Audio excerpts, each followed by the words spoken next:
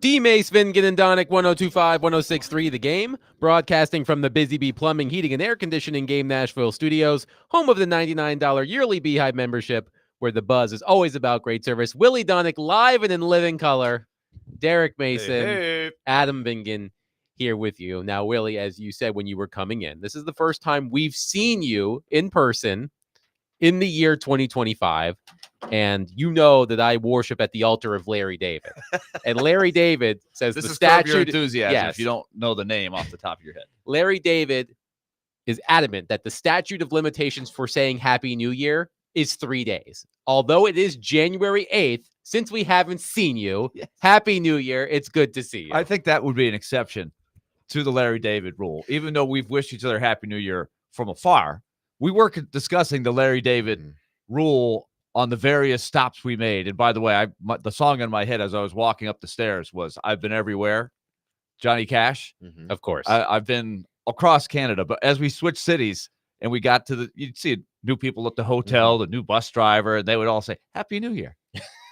We were like, wait a minute. We're like, it's January 3rd, 4th. Like, where are we on the borderline here? I mean, if you feel you need to say Happy New Year to someone that you have not seen, just say It's it. a Hey, free man, country. it's a Happy New It's a Year. free Have a country. Happy New Yeah. Year. Or Happy New Year to you. Hey, we started to get everybody in the building to stand at the doorway and clap as you come in.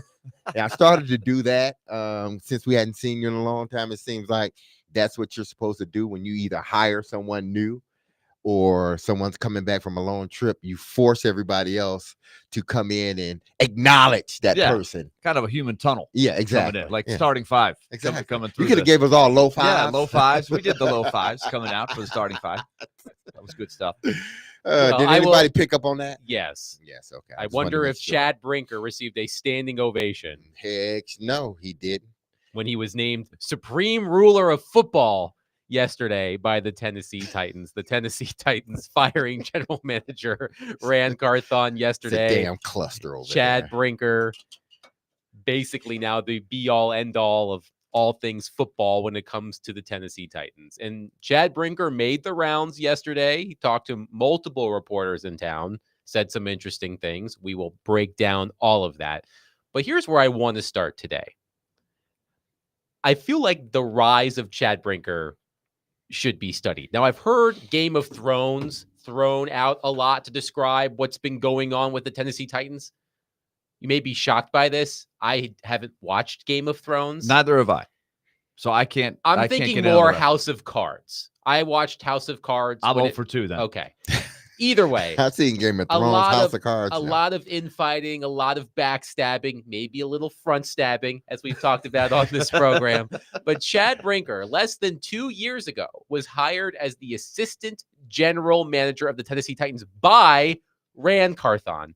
And less than 2 years later, he has usurped Rand Carthon. Rand Carthon is no longer a part of the organization. And as I said, Chad Brinker, supreme ruler of football, over at the Tennessee Titans. So where I would love to start is how did this relative unknown, raise your hand if you had heard of Chad Brinker before the Tennessee Titans put out a press release in February of 2023 announcing that he was the new assistant general manager. Now, none of us are raising our hands. And I imagine, no, I did know about him when you he did? was with the Jets, when he was a player. Okay. Hell no, I didn't. Well, I don't know. Heck. He was only there for a year in a special team. So this player. I didn't know relative him. unknown goes from, oh, look, they hired an assistant general manager. That's cool, to, I am the ruler of football. I would love to know how that's happened. I have no idea. I guess this is, the way they are, I'm going to do business over at the Titans facility. He was hired to be an assistant.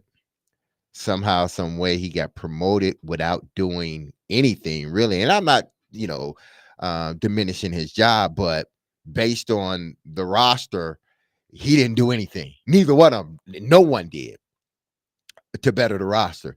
And it was evident during the season. So for him to not been a part of a extreme jump or a noticeable jump, so then you promote him over the guy that hired him, that right there should have told us. That right there should have told us, hey man, this is something's fishy here. And I'm sure, and I know there were people, on these airwaves that when it happened, they thought it was fishy too. I wanted to give them the benefit of the doubt. Hey, they know what they're doing, yada yada. This is their team. They had 2 losing seasons. They're going to restructure some things. Rand, to my knowledge, Rand still's in control in regards to the GM. But it has since been, discovered or whatnot that, listen, to me at least, there was a lot of strategic movement here, behind the scenes. And I think everybody was strategically moving except Rand Carthon. Everybody was trying to cover their ass instead of Rand Carthon. It seemed like he was left out. Now, listen, he didn't help himself, not one bit, but it seems like he was sort of the guy left out in the cold. And Callahan, you had 1 foot in the house and 1 foot outside. So it's not like you're doing any better. But because you were a new hire, it seems like you're sort of protected in a sense. But it seems like he was the guy left out in the cold. They formed this other alliance. They got to Amy, and this is what we see now. It's happened before, so it's not like history isn't repeating itself. I just hope whatever decision that they choose to make moving forward in regards to getting an assistant GM, because that's what he will be, an assistant GM. Okay, maybe not even an assistant GM. He just may be an assistant. Okay. So whatever you do moving forward, whoever you choose to get in that role, which you are now redefining, which by your wording this year and last year, I could pull up the tape now. It's the same exact job title. Same exact job title. You might have fancied it up with a couple of words here and there, but just because you put lipstick on that pig doesn't mean it's not a pig. Okay, I hate when people use these big words and try to throw people off because they just don't really want to tell the truth to the person, and they think people are stupid out here. And that's what you are explaining to your fan base, that they're stupid, that you're going to continue, that this is your excuse. This has a new title now, and this is what it consists of. Well, it sounds really similar to the old title. I agree. I don't understand this. It's like one of our listeners said yesterday. They texted in and said, well, Amy want us to think that she can, urinate on us and tell us it's rain. Essentially, that's what you're doing. And it's okay. If it works, great. But if it doesn't work, I don't want to see next year Callahan gone and Brinker still has his job. I'm not going to pretend to know all of the dynamics behind the scene. It probably is worthy of a TV show, right? It sounds like it. Working, because I did watch it closer, because at the time in my career, I was not traveling with the Predators. So I was more often at Titans practice. I was more often around the team. We had Floyd Reese on our show every Friday afternoon. But I could see the dynamic more between Bud Adams, Jeff Fisher, and Floyd Reese. And I could tell that was a game within the game. Mm-hmm. And that's what I would say has been going on behind the scenes in some form here. And I'm not going to pretend to know how it works. But I would say that part of what happens is you've got to work it. I would use the term work it behind the scenes. I'm not going to say fake it until you make it. But what you're saying, Derek, is true. You've got to prove your worth, not only to the fans, to the media, to the team, but also to Amy Adams Strunk, that you're valuable, that you know what you're doing, especially when the team isn't successful. Mm-hmm. Because I will ask the fundamental question that I always ask in these situations. Who does Amy Adams turn to when big decisions have to be made? When she fired John Robinson, when she fired Mike Vrabel, when she's made these decisions with Rand Carthon, who does she confide in to say, okay, I've heard everybody talk. I'm watching this go down. This is my big decision. Because she's made a lot of big decisions and radical decisions.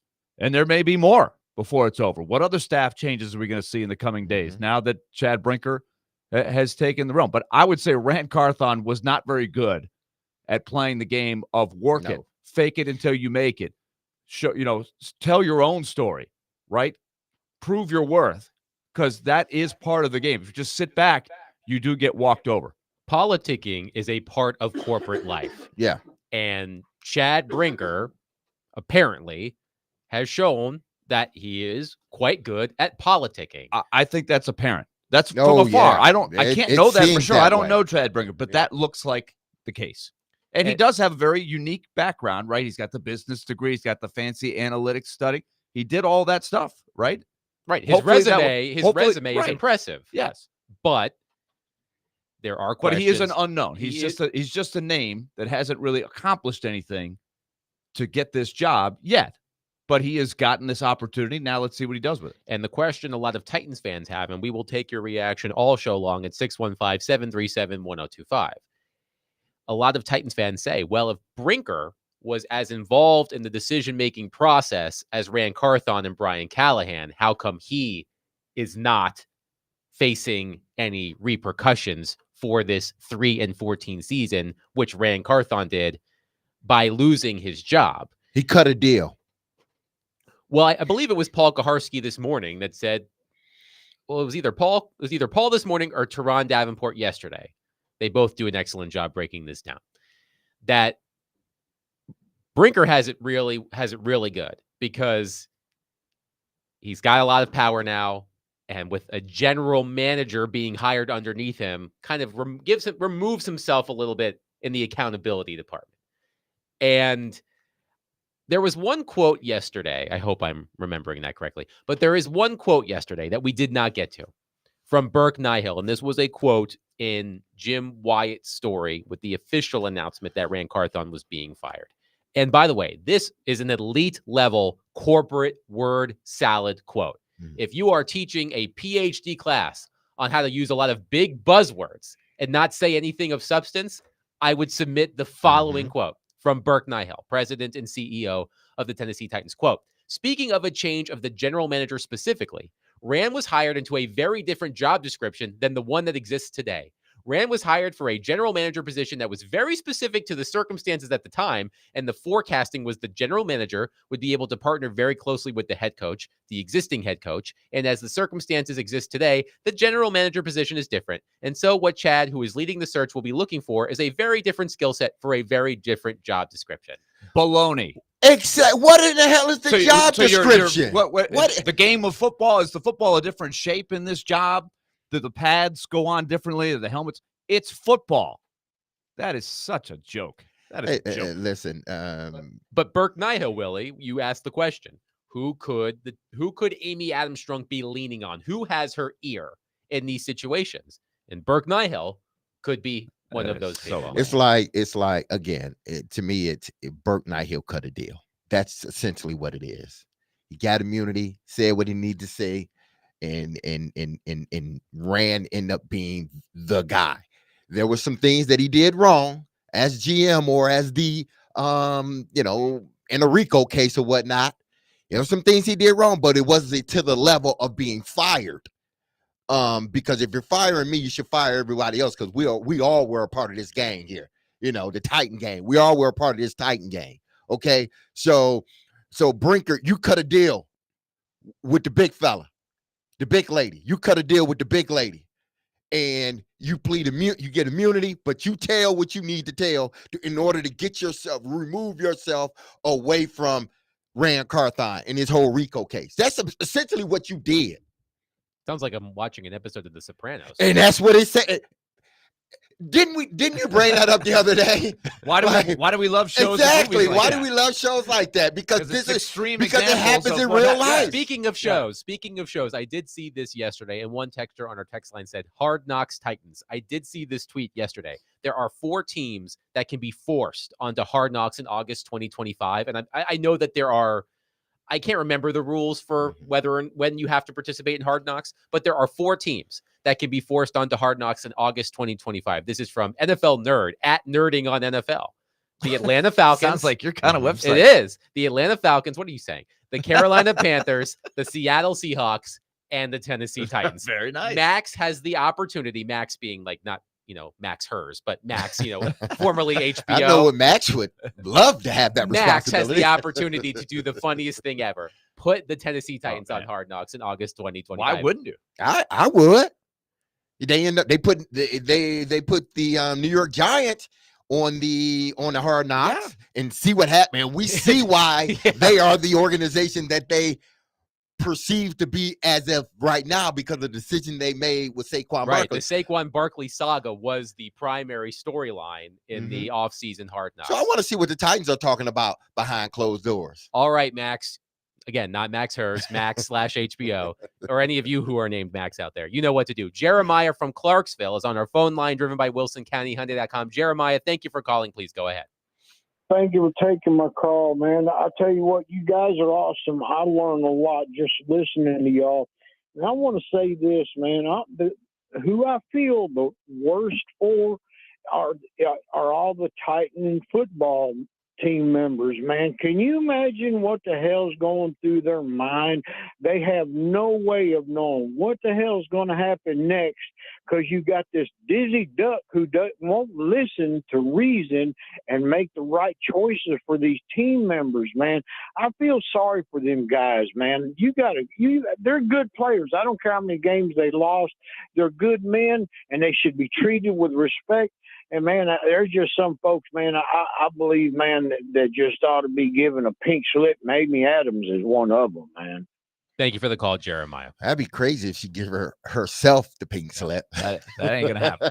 That ain't going to happen. By the way, I did find the terms of eligibility for Hard Knocks. So there are 3 requirements. The first is that prior to that offseason, the team must have missed the postseason in each of the previous 2 seasons. Titans. Check. Well, Titans, all 3 of the We're teams. checking those boxes, Rand Carthon. Second, the second requirement is that the team must have a head coach who has been with them for at least 1 season. Check. The last requirement, which has been in place since 2013, is that the team must not have appeared on Hard Knocks during the previous 10 years. Check. Do it. I want Titans Hard Knocks with all of this. I absolutely want Titans Hard Knocks and all of this. Steve is on our phone line, driven by WilsonCountyHyundai.com. Steve, thank you for calling. Please go ahead. Yeah, it looks like we're going through this same thing, trying to hire a new GM. We hired Rand Carthon. He didn't work out. Let me ask this question. Are you not allowed to go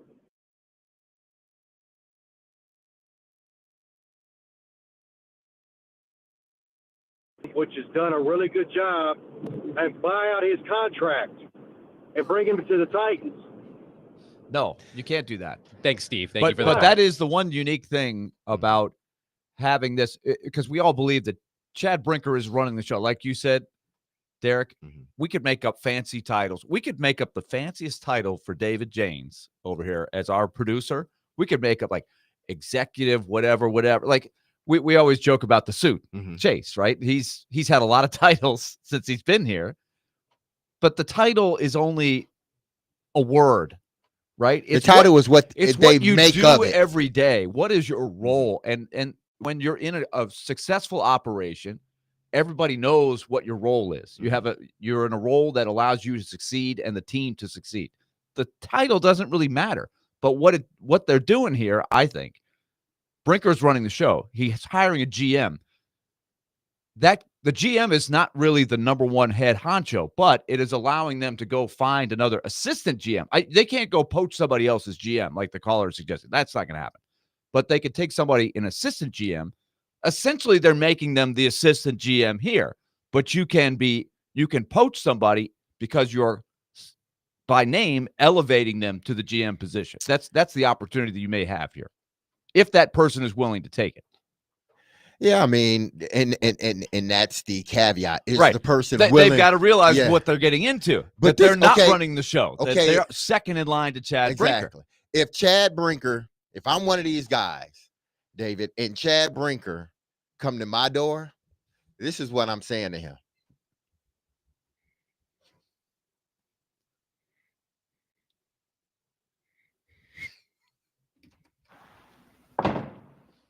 It's me, Snakes. I got the stuff. Leave it on the doorstep and get the hell out of here. All right, Johnny. But what about my money? What money? AC said you had some dough for me. That a fact. How much do I owe you? AC said 10%. Too bad AC ain't in charge no more. What do you mean? He's upstairs taking a bath. He'll call you when he gets out. Hey, I tell you what I'm going to give you, Snakes. I'm going to give you to the count of 10 to get your ugly, yellow, no-good keister off my property before I pump your guts full of lead. All right, Johnny, I'm sorry. I'm going. 1, 2, 10.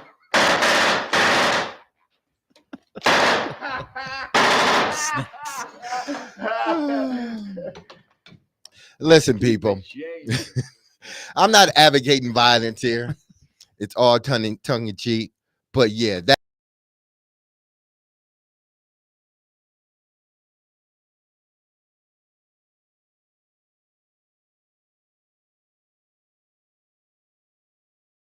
everything is waiting. Nah, I ain't taking that job. I'm not taking it, because to me, I will end up being a fall guy, because essentially I have no power. You have say over the roster. You have last say over what's going on, which means, why do I need to be hired? I'm essentially being hired as your flunky, as your assistant, as a guy that just get along, play along and get along.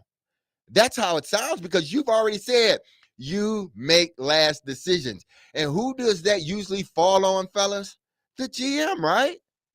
So just listen, cut through all the red tape, make yourself the GM. But I guess per the NFL, there has to be some type of interview process. So I get that part. But go ahead and just make yourself the GM and deal with it from there. 615-737-1025. We'll take your reaction all show long as we continue to sift through the wreckage of the 2024 Titans season.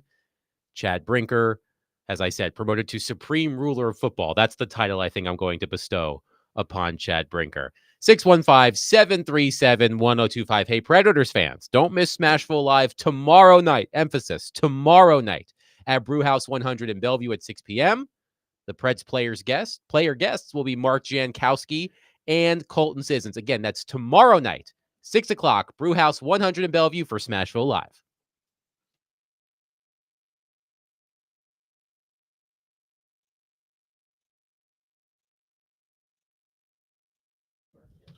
All right, let's talk Loan Pronto. Loan Pronto has got their plan for 2025. Don't go through another year with high interest debt. Let Loan Pronto wipe it out. Loan Pronto's rapid equity loan makes it easy to pay off your credit cards or tackle that home improvement project you've got planned. Get cash in your pocket fast. No appraisals, no paperwork, no waiting. Loan Pronto's AI-driven tech gets you approved and funded in as little as 1 day. For example, you can get $150,000 approved, pay off a credit card, a car loan, a personal loan, and you can save money per month on top of that. Low fixed rates, lightning fast transfers. Get it done by calling Loan Pronto, 615-499-5780 or loanpronto.com.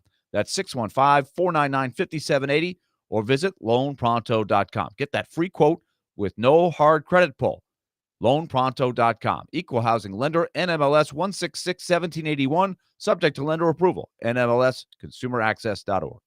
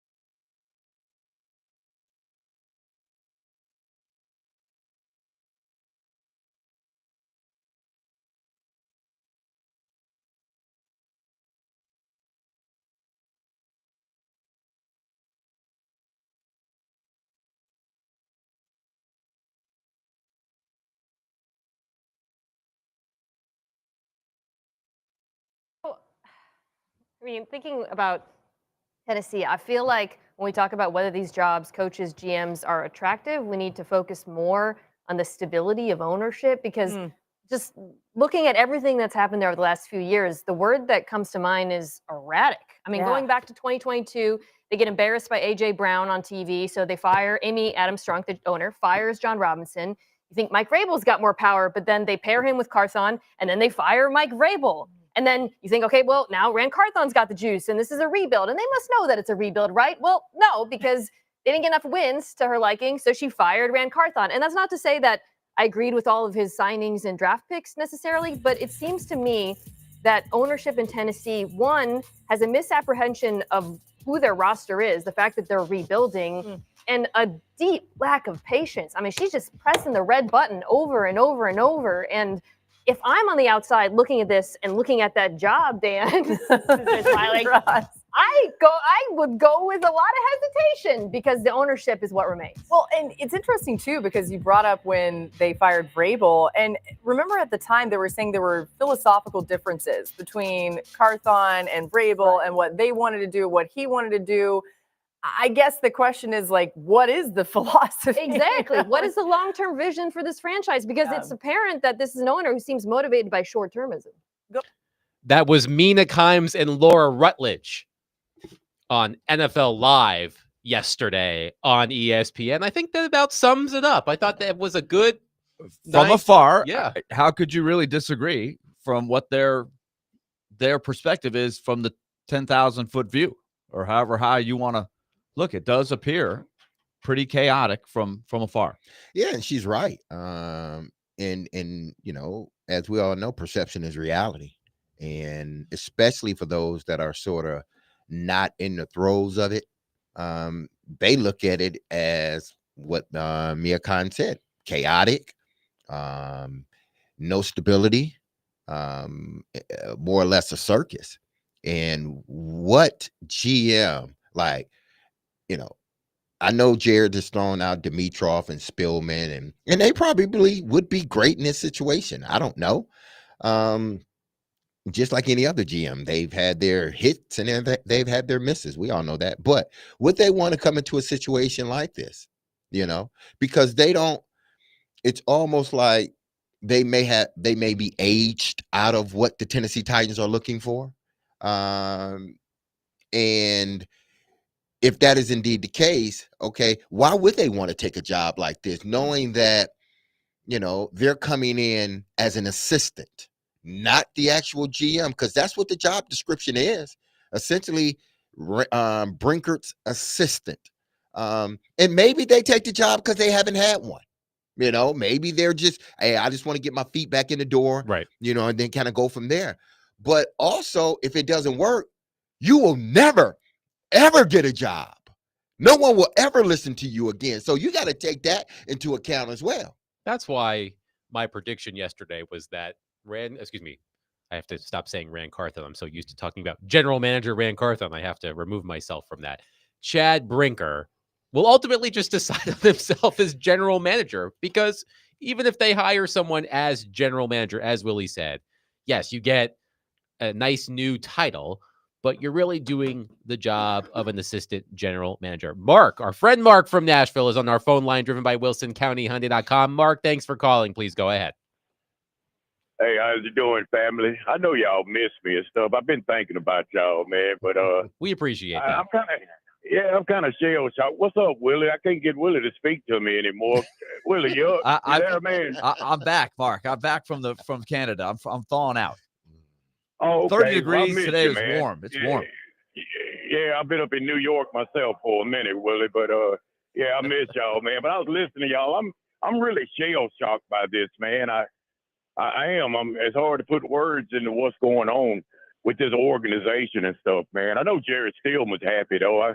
I do know that that happened, but I think he kind of got a raw deal, and I'm right. I'm listening to y'all. Y'all are pretty much right. It's gonna be hard to get a guy to come in there, man, as an assistant GM, and no, you don't have much time to get anything fixed. The same results could happen for you, happen to you that happened to Rand. But I'm gonna ask y'all a question before I get off here, Adam. Derek, Willie, do you ever think Rand Carthon will ever be a GM again? Because I kind of think that one of the biggest mistakes he made was bringing in a coach with no experience, no play calling. The coach and the GM were tied hip to hip.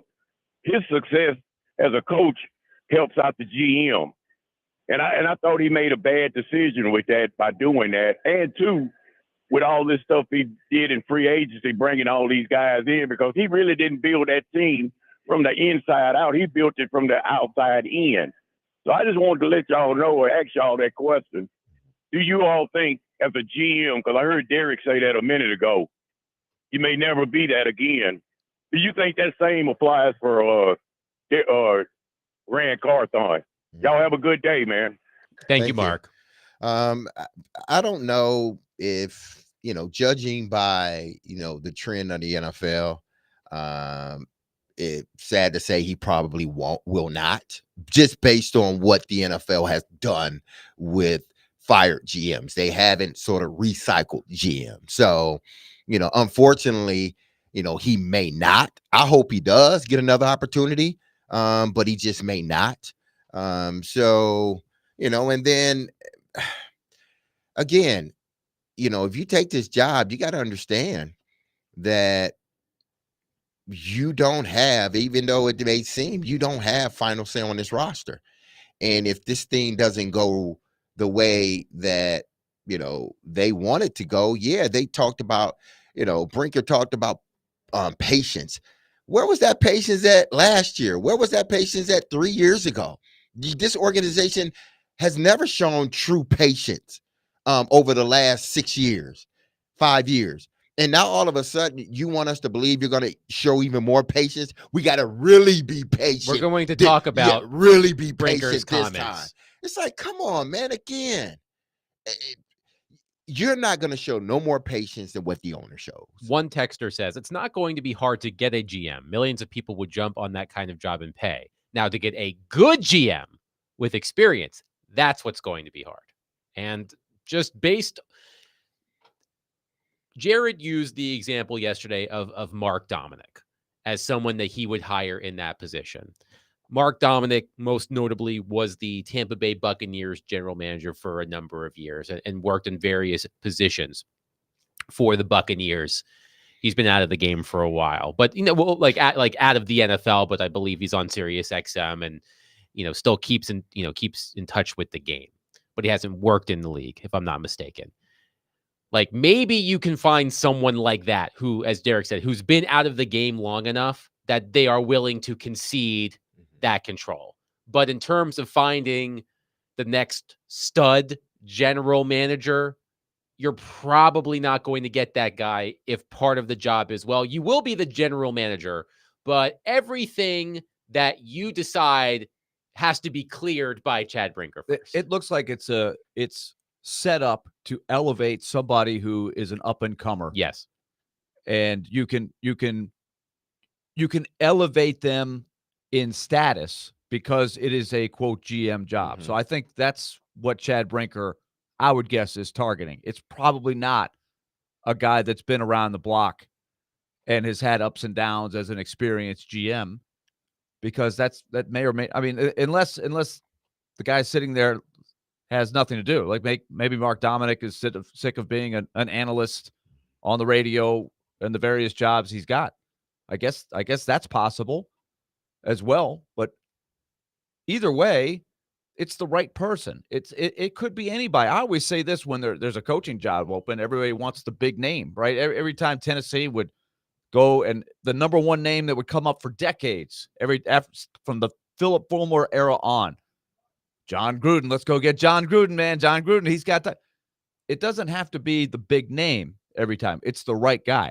I had never heard of Jim Tressel before Jim Tressel took over Ohio State. He won a national championship. He came from Youngstown State. It's not always a big name. The up-and-comer can be the right person, but you have to know what you're looking for. Kenny the mailman is on our phone line, driven by WilsonCountyHoney.com. Kenny, thank you for calling. Please go ahead. Good morning, good friends. How are you? Listen, there's a TV show that has ruined me forever on any kind of business situations. I promise you, the memo y'all read earlier could have been written by Michael Scott from The Office and Dwight Schrute standing over his shoulders going, "Here, here, here, here."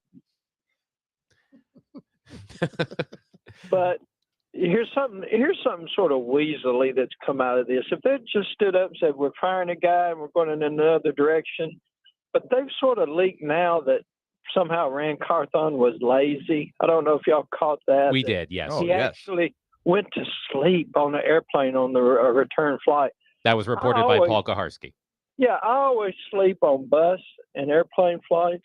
What great learning techniques are talked about on the flights back, Derek? What notes do you need to take after you've lost a game and you're tired and you go to sleep?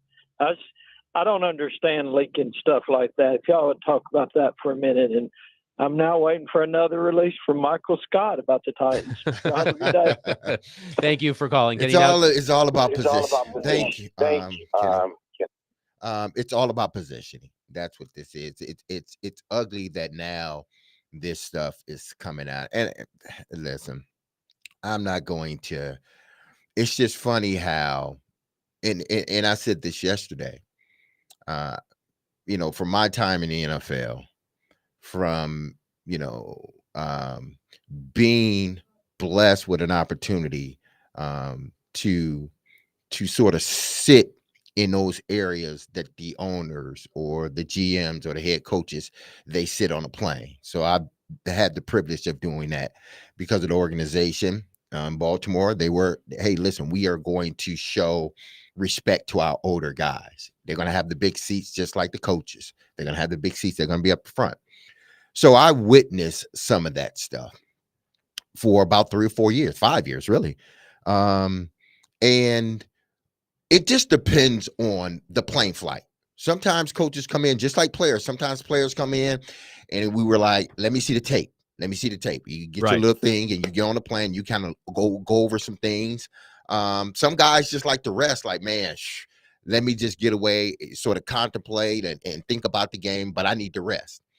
I've seen some, head coaches sort of, rest. They got their books out or they got the computer out, but they're resting too, depending on how long the flight is. It's a quick flight. Everybody, you really ain't got time to get into anything. It's up and down. But typically, there are some people that are just relaxing. And there may be someone that's going to sleep. Totally. But I know who is in the front row of those planes. I do. And it's usually the head coach, the GM, the president, assistant GM. So it's like 4 people up there, like in that first row. So if Rand did go to sleep, which he probably did, you see it. Why don't you say something then? Address it then, if indeed that's how you feel, instead of leaking this stuff out, okay? As if he was this lazy individual. Why does it have to be that way when, in fact, you just praised him not too long ago about the relationship, how hard he works and all of this? So you expect us to believe that? Okay, but then, oh, he's lazy now? Who the hell do you think we are? You think we're a bunch of stupid individuals? That irks me, because now you're throwing a stigma on an individual that before he came here, everyone talked about how great of a person, how his work ethic was, how he was great, with the organizations that he's with. So he just decided to come here to Nashville and get damn lazy. That's what you're telling me, Brinker, or whoever is putting this information out. So that's what you're telling me. All the years that he's spent in scouting and all, how he came up in the ranks and how people vouched for him. Even Jeff Fisher, he vouched for him. And all of a sudden, now he comes here to Nashville and he's lazy? Man, get the hell out of here with that, man. Miss me with that. Tell it to somebody else that don't know. 615-737-1025. We've got plenty of phones to get to. We'll do that next. Willie Dunnick, Derek Mason, Adam Vingan, 1025-1063. The Game. Now that shit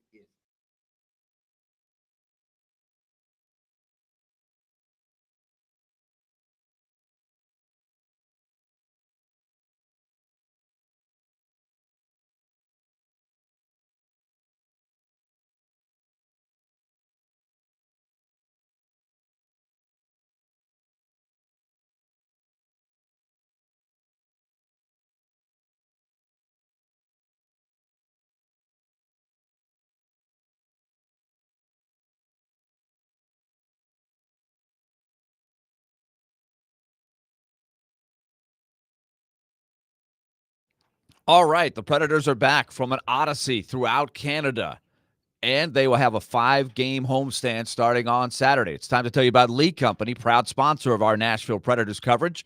And when you come to Smashville, you'll see the Lee Company display all around Bridgestone Arena. They've been in business since 1944, and this just in, it's getting cold, and it's going to be cold for a while. Is your heater working properly? If it's not, these are the folks to call. They've done a great job for us in our house for years and years now. 615-567-1000 or leecompany.com. Need a new furnace? Just need maintenance on your current one? Are you looking to improve your situation year in and year out and have good preventive maintenance? That's really the way to go. Lee Company has a great program for that called their home maintenance plan. 615-567-1000 or leecompany.com. It's Lee Company, proud sponsor, Nashville Predators.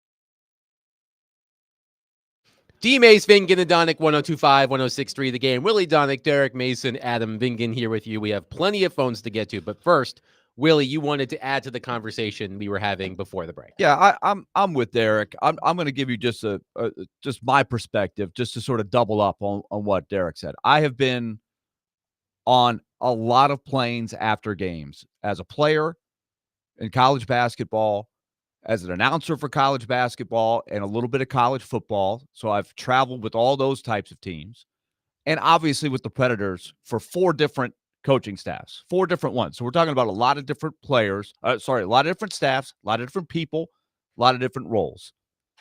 So to nitpick on this thing for Rand Carthon is so unfair. And I will tell you where I'm coming from. I've seen people who are just wired after a game, and this could be at 10:30, 11 o'clock at night. We get on the plane. It's been a long day. I see some people on the staff dive right back into the footage of the game. They've got the high-tech stuff. They go right back into it, and they're grinding right after the game. And that's fine. I've also seen really good coaches who have won a lot of games. They don't want anything to do with it right after the game. They need to unwind. They're drained. They want to sleep. They want to grab a beer. They want to grab a glass of wine. They're heading to the hotel. And then they will go to their room and start grinding that night. There are a lot of different ways to spend your time after the game. To sit there and sort of intimate that when a guy wants to sleep on a plane after a game, that person is ineffective or lazy, that is so anecdotal and unfair. Now, I do think this is how it works sometimes. Mm-hmm. So we agree that is a complete pot shot and nitpicking. I think what happens is this, though. You start building a reputation over time. And a reporter says, well, what's the deal? What's wrong with why is Rand not the guy? Well, I think he's lazy. All right, well, give me an example. Mm-hmm. Well, he fell asleep after the game. That's what happens, right? So it could be. Or he left early. Will Levis. Right, he left but early. not telling the part that he had already had something established, and the Will Levis a whole workout went over. But then he went back, and he always constantly several times watched Will Levis and you went to talk to him and watch him at Kentucky. They didn't say that, did they? Right. Or he didn't go to the Senior Bowl. It's all of these things. It's nitpicking. It doesn't mean that that's your daily habit. Now, it could mean that these are just examples that they bring up when people are asked about it, but it all comes back to one thing. It seems like he got no benefit of the doubt. He also didn't help himself. No. He didn't defend himself when these things came up. And people ended up making him an easy fall guy. But the particular thing on the plane, to me, that bugs me just as much as it bugs you, Derek, because there's so many different ways that people handle themselves after a game. And it's their right to do it, as long as you get your work done before the next game. And by the way, you only play one football game a week. I think there's time to prepare for the next game. If that's the case, don't give coaches a day off. Or don't give coaches like, okay, you can leave a little bit earlier now. Hell, don't give them off during the off season. If you want someone that think about ball all day, every day, Brinker, your ass bet not take a day off. This is, and we've talked about this a lot, this is the result. And I mentioned this yesterday. This is the quintessential, and I am not faulting Paul Kaharski in any of this. No, this ain't I know, but he's doing. He's reporting. I know. Paul, I am not blaming this on you. I don't want job. people to think I'm blaming Paul for this. Because I've been in this position too. I am not faulting Paul Kaharski for reporting it, but this is the now they tell us story. As I said, now that the firing has happened, people who perhaps were reluctant to speak, and understandably, because Rand Carthon was still employed. I believe I've seen the now they tell us story on Gerard Mayo is now at the Athletic. I haven't read that story yet, but this is what happens. But this is a result of what we talked about at the end of yesterday's show, of Rand Carthon not controlling his own narrative, by not making himself more available, by not explaining his vision. And we'll talk about vision later in the program. But this is a result of Rand Carthon. Now, I understand where Willie and Derek are coming from. To find these instances of Rand Carthon sleeping on the plane, leaving Will Levis's pro day early, there's clearly intent in having this out there now. But Rand Carthon did not do himself any favors by being able to respond to them, because he was, for lack of a better term, unaccountable, in the sense that he did not make himself readily available to answer these questions. So I understand where the two of you are coming from. I do think, however, Rand Carthon plays, has a little bit of blame. I will say this. I think one of the worst things that somebody could say about you is that you don't work hard. Correct. If that label were out about myself and I were Rand Carthon and I'm a GM, you better believe I would be out there and I would change that narrative right off the bat. As a young GM, I would not want that label being out there to me. But to nitpick on these things, completely unfair. Bill from Clarksville is on our phone line, driven by WilsonCountyHyundai.com. Bill, thank you for calling. Please go ahead. This is actually Dylan from Antioch. Dylan, please go ahead. Then Bill. Bill, are you there? Sorry, we're getting a little our wires crossed. Bill, please go ahead. Yeah, I'm here. This is a very interesting conversation. D-Mays had a little hot mic take there right at the end of that last session. But, I think it just understates the frustration that everybody feels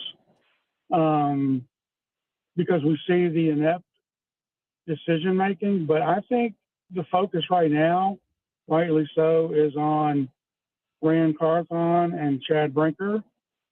But to be honest with you, if the finger needs to point more towards Amy Adams Strunk, because she's got a halfway built $2 billion stadium being built, and we've already heard reports of how much they're going to raise the PSL prices. And I mean, there's been a number of people that say, you know what, I can't afford it, so they're not going to show up. So down the road, I think there's a much bigger problem facing the Titans in the fact that, hey, if they can't get this right, is anybody even going to show up in this beautiful new Taj Mahal stadium that's being built? If I was Amy Adams Strunk, you talk about not wanting a label, you can't just come out and say, oh, everything's going to be great. And I think she's got a lot of PR training that she needs to do, because I don't know who's advising her about the decisions that she's making. Thanks for the call, Bill. Thank you for the call, Bill. Bill, that is my question always, is who does she confide in? Who is her inner circle on big decision-making stuff? Dylan is on our phone line, driven by WilsonCountyHyundai.com. Dylan, sorry we hung up on you. Please go ahead. Hey, no worries. We got our wires crossed a bit. I've been a national sports fan for a long time. I listened to Willie and George, and Remember You Guys song, Van Halen Jump. All right. There you go. I tell you what, hey, I'm about to jump. I'm ready to jump. I'm on the ledge, man. I'm about to jump. No, I'm just kidding. And people have talked about, is this the worst Titans franchise? I think, until yesterday, I said no, but this is worse than the Whisenhunt era. Just like everything that's gone on. And I love the passion, like Derek and you, about Rand Carthon and sleeping on a plane. Like, who the hell cares if you sleep on a plane? Drives me crazy. Thanks, but Dylan. I just got to say, man, I think it's the worst. Thank you, Dylan. Now, the good thing is, if it was the worst under Ken Whisenhunt, who got – and look, I knew Ken Whisenhunt when I was a sideline reporter at Vanderbilt, and he was an up-and-coming assistant, did a great job with the special teams, and then worked his way up the chain. And he got a team to a Super Bowl when they almost won the Super Bowl. You remember this, teammates. I mean, the Steelers beat you guys. They beat the Titans. And then they beat the Cardinals in the Super Bowl. The Santonio Holmes catch, the tiptoe in the end zone. That was that close to Ken Whisenhunt being a Super Bowl champion coach. So when the Titans hired him, I was like, hey, I know this guy. This guy's a good coach. And he failed miserably. And it just cratered. Everything that could go wrong went wrong. And as bad as it got, John Robinson came in with the number 1 pick, and he started putting the pieces together, and they recovered. So it can come back around. You can go. Like I grew up in Florida watching the Tampa Bay Bucks. You want to talk about a train wreck. It looked like they could never possibly win. And then here comes a guy named Tony Dungy. And he changed the whole reputation and how the franchise was viewed. So it does go in cycles. They can get out of this, but they have to make smart decisions. 615-737-1025. We'll bring Jonathan Hutton from Hot Mike with Hutton and Withrow into the conversation. Can't wait to hear what Hutton has to say about all of this. We'll do that next. Willie Donick, Derek Mason, Adam Vingan, 1025, 1063, The Game.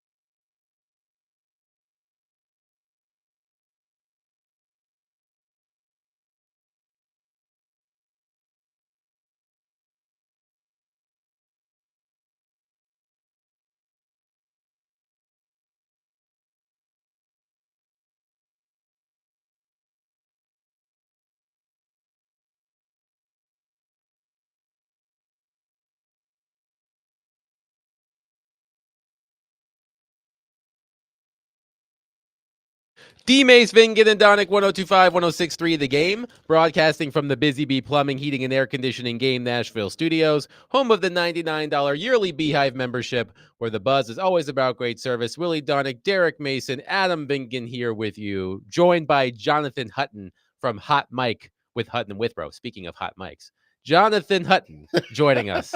Hey, okay, hold on. I want to apologize quickly because what happened with the hot mic? It was me. I didn't notice.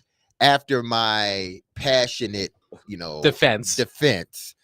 And I don't even really think it was a defense. It was more so of it. I'm just passionate, and what y'all doing don't seem right. We went to break, and I thought my mic was off, and I said the S word. So I do apologize to those that heard it. It was just my extension of me being passionate about what I was talking about. And I said the S word. So I thought I was off the air, thought I clicked the button, but I didn't. So I apologize to those sensitive ears. If there were some kids listening, I do apologize for that. Well, let's talk to Hot Mike himself, Jonathan Hutton. So, Hutton, I want to hit you with a true or false question to start. Okay. Is Amy Adams Strunk now the worst owner in the NFL? Well, that's more of a yes or no question. But true or false, Amy Adams Strunk is the worst owner in the NFL. That's a true or false question. I would say false, but the perception is true. I mean, it's close to being true, but the difference is I think she's an owner that is firing people and paying them to leave and then giving extensions and paying them. I do believe she wants to win. I believe there are owners who are content collecting their check, and that's okay. And they are content showing a ton of patience. In this case, way too aggressive. And the reaction has been just that. Not the bottom of the barrel, Adam, but I mean, yeah, based on results and what has happened here. Look, here's the reality. What has happened is the product of two problems with the initial plan to change the direction of the franchise by her. And why the organization, I believe, had success early with her and where it is now. Okay, first, the decision on John Robinson and Mike Vrabel. They kept Vrabel. I think she had to keep Vrabel at that point. The issue is firing Vrabel when she did. And that really separated my second point. It's that the organization doesn't have stability. We know this, but it doesn't have experience either at some key areas. Rand Carthon was hired to work with Vrabel. Carthon's learning on the job. Brian Callahan is a first-time head coach calling plays for the first time, learning on the job. He's a coach who has a quarterback who's learning on the job. And now that same coach works for a vice president of football operations or president of football operations, who last year was the assistant GM, but now he's learning on the job. So there's no Steve Underwood. There's no John Robinson-like qualities that made her promote him to team president. There's no 6-year head coach, as Mike Vrabel was for Rand. Rand didn't have his guys around him by and large. He got rid of only one scout in John Robinson's scouting department, for instance. Anthony Robinson was his guy, and Brinker acted like he was. But we know that's not the case, just as it wasn't with Mike Vrabel. The new look structure and the direction of the franchise can be laid out in a press release, but the authentic foundation to the structure never existed.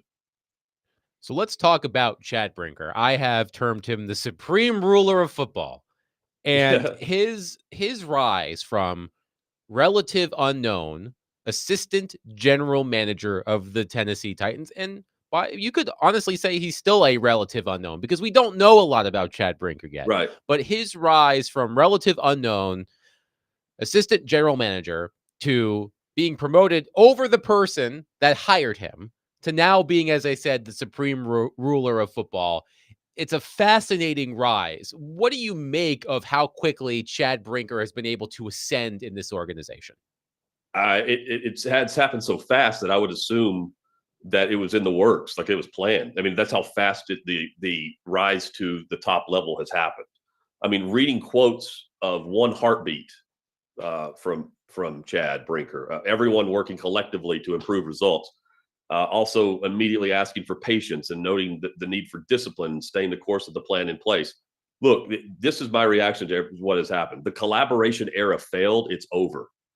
Even though there were a few who survived Titans Turmoil Tuesday, the assistant GM who helped assist the GM in sticking to the collaboration mission statement has now been promoted to president of all things football. He's been knighted.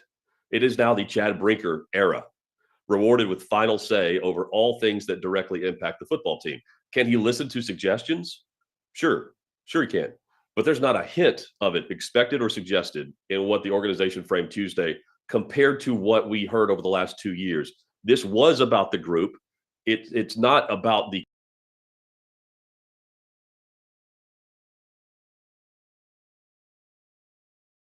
clean house sweep and bring in a new front office, because if one failed this quickly in meeting expectations, they all failed based on the collaboration description. 2 years ago, we were all confused on who was handling the big moment roles and who had final say and who was really driving the ship. And this past spring, it was promotion time. Brinker became the team president. And even though Carthon remained in control of the football department, his assistant jumped him by more than just the job title. He grabbed control. And it happened extremely fast for a guy who was hired by the guy that he just leapfrogged. It's a mess. It's a circus. It's a bunch of, let me position myself and I'm gonna do whatever I need to do to get where I need to go. And hey, listen, from a corporate standpoint, if that's the way you feel you need to, roll, just understand that what you do to somebody else, somebody's going to do to you eventually. The ladder that you climb up and the people that you step on while you're trying to climb up that ladder, those are some of the same people you're going to see as you're falling back down that ladder. I do not pray for his downfall. I do not.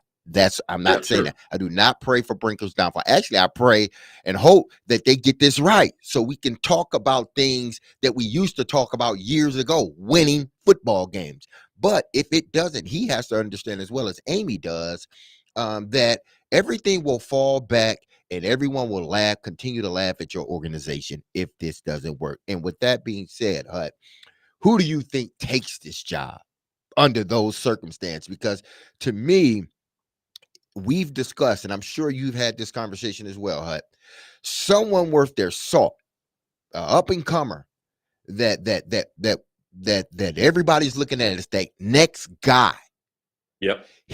I can't see him taking the job, and I can't see a seasoned guy that wants, to be the GM and wants that control of a GM.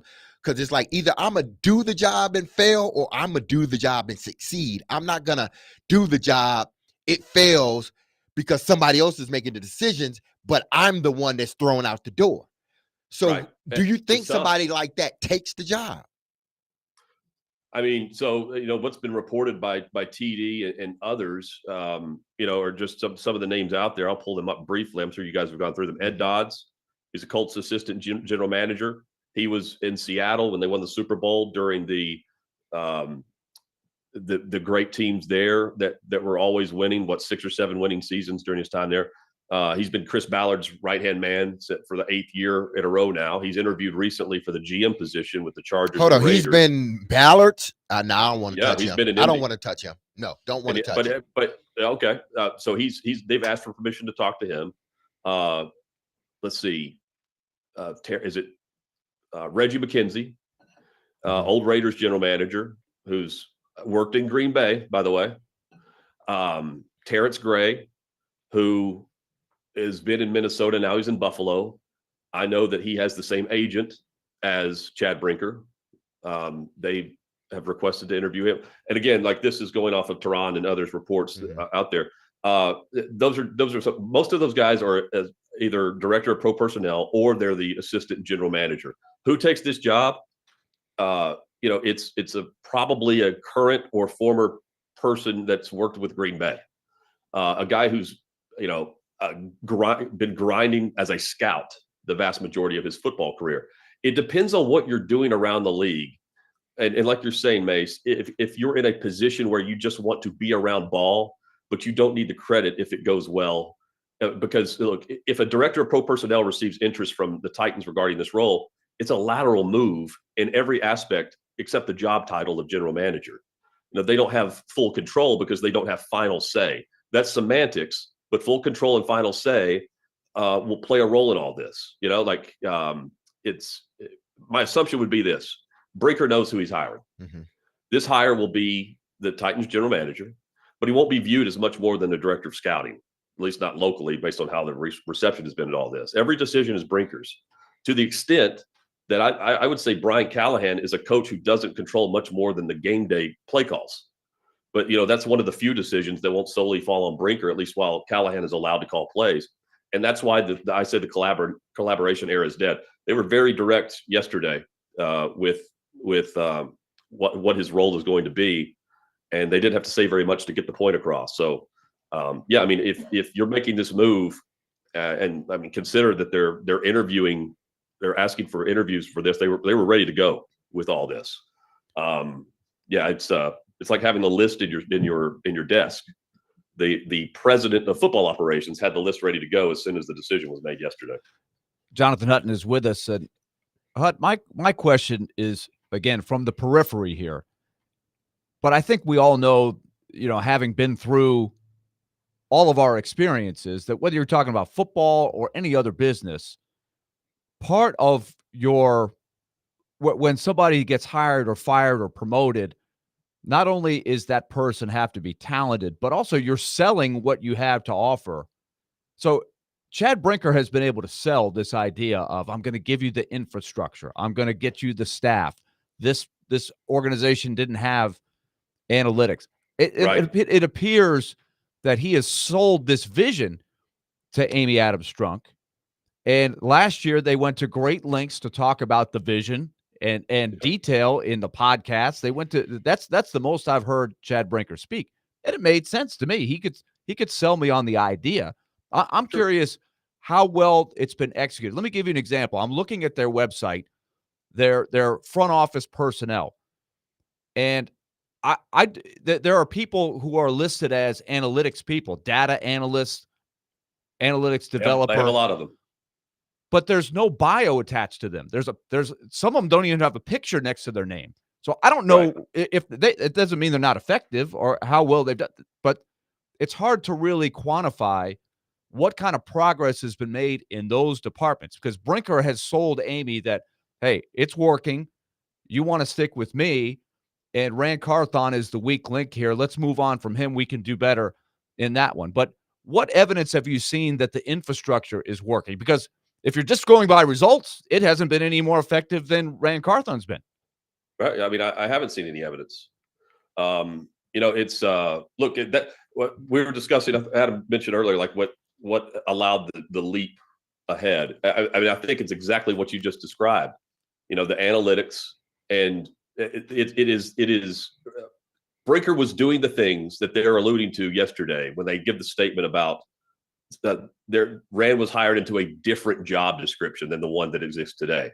The job description that they believe exists today, however they want to frame it, is Chad Brinker. It's hard for me to buy that. Is that hard to buy for you? Of course. We're talking about football here. Let's not reinvent the wheel. When they're hiring, in essence, all that's really going to change is the general manager is not going to have the final say. It's now going to be the director of the president of football operations. And we know that now. And what I mean is they're still going to have a GM by title who's still going to be doing the things that everyone assumed Rand Carthon was doing. It's still the same setup. Basically, Willie, it's the setup that Mike Vrabel pitched to them. The difference is we would have Ryan Cowden and we've been discussing his job performance, but he would actually be the GM by title, and everyone would assume that he's making some moves when really Vrabel has his guy in place. And he's the head coach with the power. Like that to me is what Vrabel pitched and what he didn't get.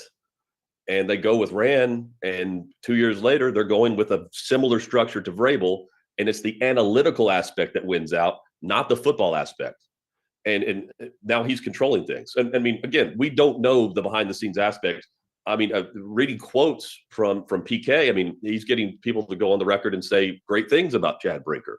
And he did whenever Brinker was initially hired. But I mean, look, it's if year two for Rand Carthon was the evaluation year, here's what he's doing. If Brian Callahan was tasked with evaluating Will Levis in year one, Chad Brinker is tasked with evaluating Brian Callahan in year one in this role. So it's produce or peace out for Callahan. That's how I would view it. And then Mace made a good point about, hey, it comes back around to you. I would say other people would do it to you too in the future. I'll say if he continues down this path, he'll be fired just like Amy Adams Strunk has fired others. So I mean, it's he's mentioning patience. I see no patience on behalf of the organization. That you don't have to preach it to the fans and the media. Right. And what you he's have to prove doing, the patience internally. Look, I'm not going to say that Brinker can't pull this off.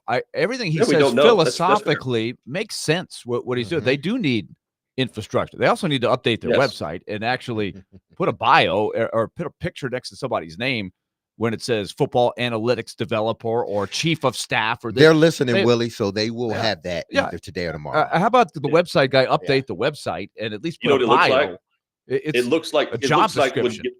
Willie, it looks like when Gannett had the AI and they were like having AI write the high school recaps across the country, and they have like a fake headshot and then they have just the title. It looks like that. But they have nothing. They don't even write where the guy's from or what he was doing before. It just I'm not saying that they're bad at their job. It doesn't look professional. It doesn't look like it's a tight knit, attention to detail kind of thing that Brinker is trying to sell here. But here's the other thing that's interesting to me is that Chad Brinker, the message that he gave in this initial interview, I think it was to the Tennessean that I was reading, and Nick Suss that was writing, he gave a vision of drafting, developing, and a long-term view. Yes. And he completely rewrote the book that was completely different than they had the opportunity to do last year, which is when they should have done it. So I'm wondering about that, right? I think they were clear that we had to go spend a lot of money in free agency just to field anything that gave us a shot to be competitive. But I think now that they're back to square one with the quarterback, I think he knows he's going to have to buy some time because just solving the quarterback alone is going to be a really, really tough thing to do. Well, I mean, he was a part of the push to jump ahead over the offseason. A great offseason would equal results in this past season. You know, it's a total 180 from the narrative that was spinning last offseason too. Now it's about patience in the long term. And last year it was about, we have so much money to spend in free agency. We have a young, talented quarterback, and here we go. We have a relationship general manager. We have an analytical assistant GM, and now he's being promoted. Let's rock and roll. And this offseason is immediate in the round of interviews that Brinker did by phone, I'm guessing, with local media to appease them for the print. Not much else. Preaching patience there. I'm glad he spoke to them, but that's why there's not some outcry for a press conference because, well, those guys got their one-on-one time where they asked good questions. But I wonder how the presser would have been because, again, we don't see him. It's interesting that he's the voice of football ops, and he's voice for all things football. But it's still going to be Callahan who's the voice for all things organization. We'll also see if Brinker decides to do what Rand Carthon didn't do, and that is create his own narrative. He's pretty well spoken from what I can tell, but will he do regular meetings with the media? Will he do some radio interviews or things that get him out and help him connect and sell his plan? I'm curious about that. Well, here's the thing too, and Mace, I believe you were alluding to this, right? Like, it's not like Carthon didn't want to do that. He just didn't. He wasn't able to speak or something like that. Is that true? From what I'm gathering, and this just was on one situation where they were asked to talk to both Brinker and Callahan, meaning Brinker and Rand, and Rand said yeah. Brinker was like yeah, but then it came back, and I think the consensus was no, not now for everybody. Okay, so well, take it for what it's worth. And let's just what they're saying is the direction now and the overall mission statement. I believe is the mission statement for every front office across the league. Like they want to draft good players and then retain them. I mean, that's literally every play. That's not reinventing the wheel. Yeah. So I mean, if you're going to just push that, I mean, that is so vanilla and surface level that I think most people would read through that. But that's what you say, Hut, when there's not going to be any change, but you're just trying to act as if there will be a change, or you're just throwing big words out there and make it seem like, yeah, this is going to be a change, when in actuality, no, it's not. Yeah, or and you're that's just- cool. It's okay. But Well, I mean, But I think you you can reset the expectations a little bit, which they didn't do last Yeah. year. Because I think he's telling you it may take a while, especially if you don't have a quarterback. You're at square one with the quarterback. And I'm sorry about this. So You can't guarantee, you can't promise wins next year. So You he can't just do it. figured this out. Oh. He just figured Well, out That's what I'm that this saying. It was so roster was stupid bad. not to do Yeah, this that's last what I'm year. saying. Like Willie, and I will agree to Willie's been saying this, even though I didn't wholeheartedly think it was a rebuild. Willie was saying this last year. They should just say it's a rebuild and it buys people time. But for some reason they did, and now all of a sudden now it's this epiphany that it's a again, man. Miss me with that. Tell that to somebody that don't know. Tell that to Amy Adams Strunk. I guess. Well, tell it to somebody that don't know. Selling her is really where the game is won and lost. Really, you have to sell her. Tell there's a rebuild going on to Amy Adams Strunk. Well, because she said you have to yesterday sell it. that Carthon Just to be sucked real. for 2 seasons and he had to be fired. Let me ask one more here, Hut. With the GM job being open, how does the Rooney Rule apply here? This is a great question because Josina Anderson, I believe, is alluding to this. So the Rooney Rule is no different than hiring a head coach. The Titans have to they have to interview 2 minority candidates from outside the organization. You would have to do that for the head coaching position as well. And Josina Anderson, in that report about how the franchise allocated job titles and roles, where she said that there had been questions around the dynamic between the two, who had really had final say within allowable policies.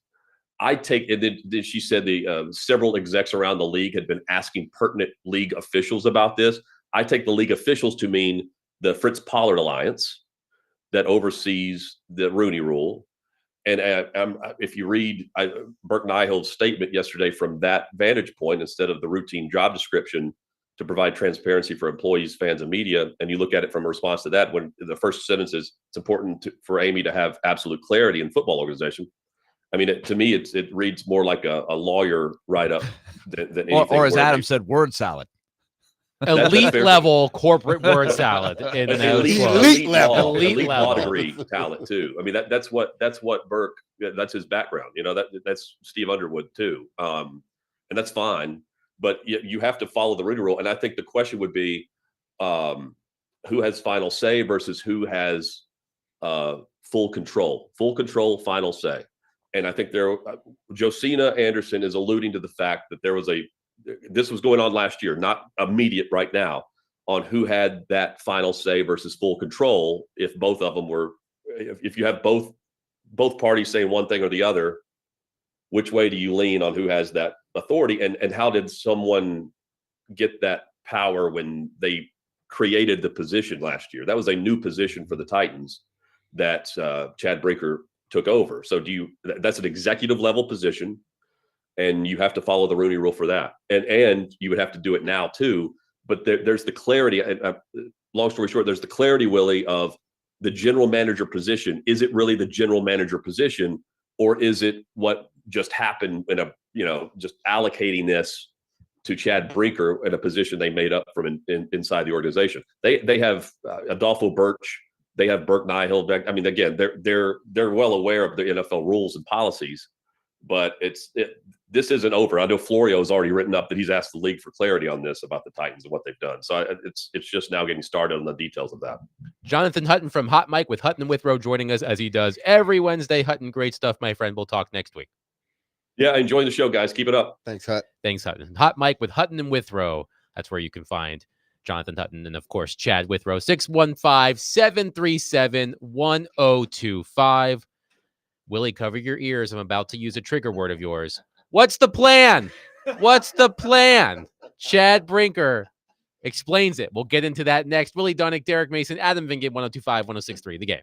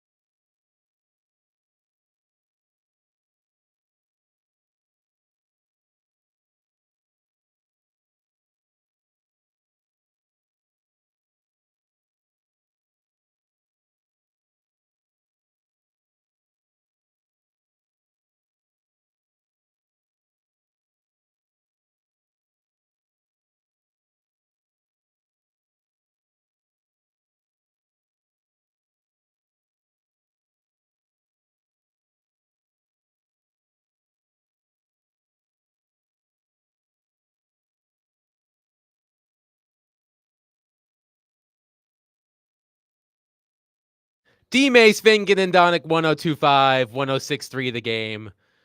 That's for you, Chase. Wrestling fans know. That's The Rock. He's the final boss, just like Chad Brinker is the final boss of the Tennessee Titans, the supreme ruler of football, as I am going to now refer to him as. Willie Donick, Derek Mason, Adam Vingan here with you. So I want to touch a little bit more on something that Jonathan Hutton talked about with us in the previous segment about the Rooney Rule. And let's just summarize, first of all, what the Rooney Rule is. People have heard about the Rooney Rule, but may not know exactly what it entails. So the Rooney Rule, Willie and Derek, it's about interviewing minority candidates, correct? At its core. Yes, that's basically. Right. Yeah. So Mike Florio of Pro Football Talk wrote a story with the headline, Chad Brinker becomes the de facto GM of the Titans. And within that story, he wrote, quote, "It's clear that Carthon held powers that have been handed directly to Brinker without a search. We've asked the league whether this complies with the Rooney Rule. We've also asked whether Brinker's 2024 promotion to the position of president of football operations represented the culmination of a Rooney Rule compliance search." So something to monitor, I suppose. Well, people can debate whether, and there has been a lot, and when it really came most recently to a peak level of discussion was the whole Brian Flores thing, the fallout with the Dolphins. There was intimation that the Dolphins were tanking. They made Flores look bad. They fired him when they knew they were trying to lose. That was sort of the case. And Flores went off. He went public, and there were people saying, Brian Flores will never coach. He'll never coach in the league again. He has crossed the league, and it's over for him. Well, what's happened to Brian Flores since then? He's rebuilt his career. Mike Tomlin hired him, and now he is a prime candidate to become a head coach again. He's leading one of the best defenses in the NFL in the Vikings. He's done an incredible job. So we can debate on whether the Rooney Rule works, is still necessary, or the league needs to do more, wherever you fall on that. And to confirm, the NFL Rooney Rule is that every team is required to interview at least 2 external minority candidates in person for open head coach and GM positions. Right. And there's this whole thing of, hey, did you just bring me in there to comply with the Rooney Rule? David Shaw is someone who's been interviewed for a lot of head coaching positions. Right. He was at Stanford, but he's been out of the game for a long time, and people and people debate whether that works or not. But for the lack of better terms right now, without getting into the whole debate, it's still the rule. And so what somebody's asking, or what I think Florio is asking here is, you promoted Brinker above Rand Carthon without going through the Rooney Rule process. Did you circumvent the rule there? I do wonder what kind of discussion. Now that you fired Rand Carthon, I do find this interesting with the league's involvement of Carthon being hired, what the dynamics are of filling that position here, because you better be compliant with the Rooney Rule now for sure. I'm not saying they won't, but I do wonder how that will be handled by the organization and the league, how that's being viewed. I'm not sure. It seems like, it may be picking up traction as Mike Florio, Josina Anderson are starting to report on it, and what some execs around the NFL are wondering about the Tennessee Titans. And let's remember, this is not the first time something like this has happened with the Tennessee Titans. 2016, when this whole thing was a mess, and people were wondering, like, okay, is it time for Amy and the bunch to sell the team? Because it doesn't seem like there's a clear cut vision with this team moving forward. And I'm sure there are a lot of other things. And obviously we saw after that in 2016 what this team became, number 1 seed in AFC, won a division 2 or 3 times. So they sort of dug themselves out of that hole. Now they find themselves in another hole of their own doing or their own making. And you hope that they didn't do anything nefarious in trying to position themselves to not be the scapegoat, meaning Brinker and Nihil and those guys. Hopefully they didn't do anything to warrant that moniker of being a backstabber or whatnot. But it just seems odd to me that, once again, you're changing the job description when the job description shouldn't have been changed in the first place. But now you want to change it. And in the midst of changing it, whether it was you, Amy, whoever, promoted yourself over the GM, then you fire the GM, and now you make it seem like, okay, I am going to we are going to reclassify the job, and I'm going to hire a brand new GM. You're not hiring a new GM.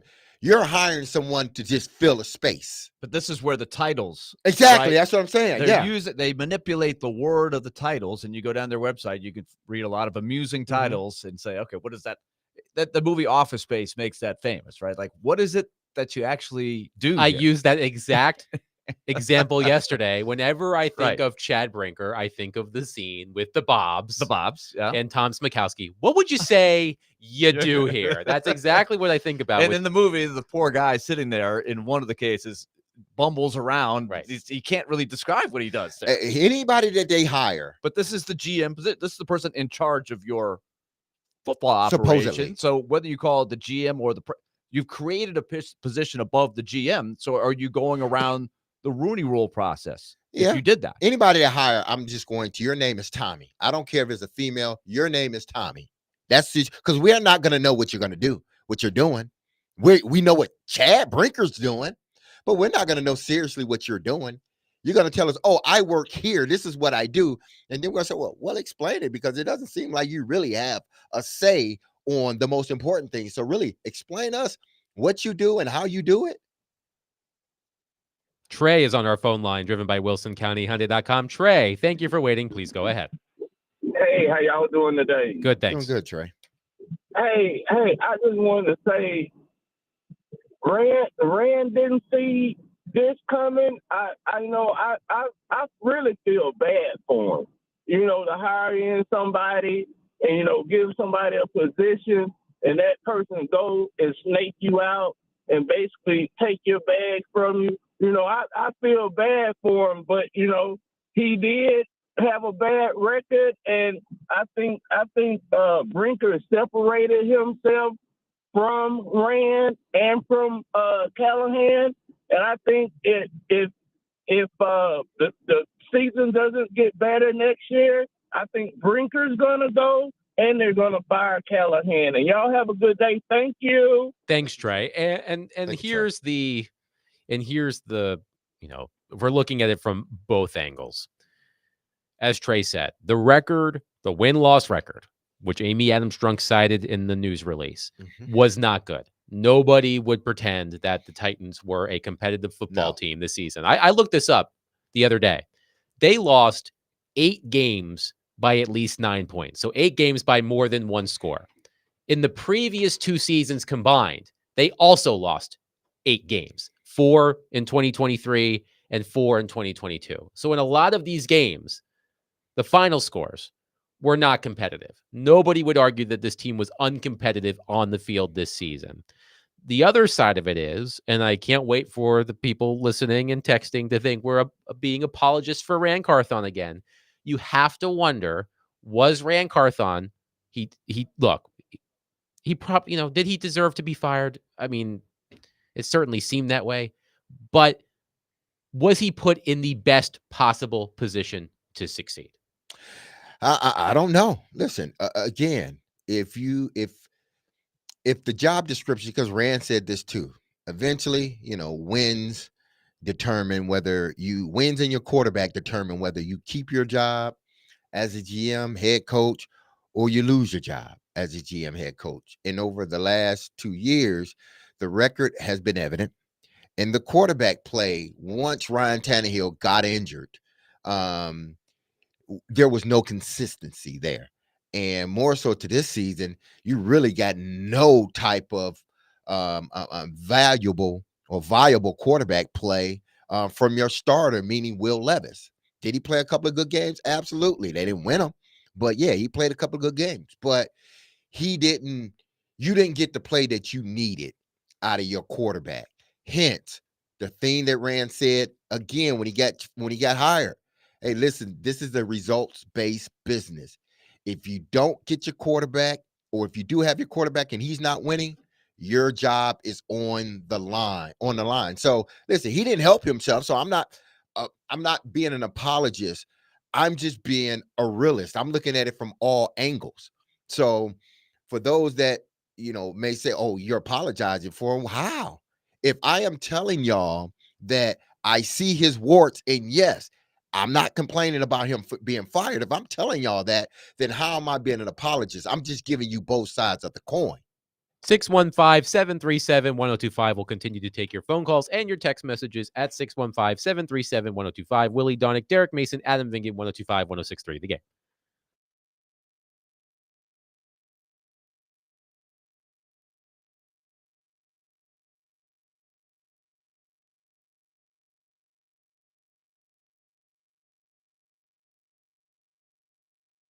Hey, this is Derek Mason. You heard me tell you about Dr. Lodge and his staff at Cool Springs MD for some time. If you set out to lose weight, chances are it's not your first time setting a goal to shed some extra pounds only to face disappointment.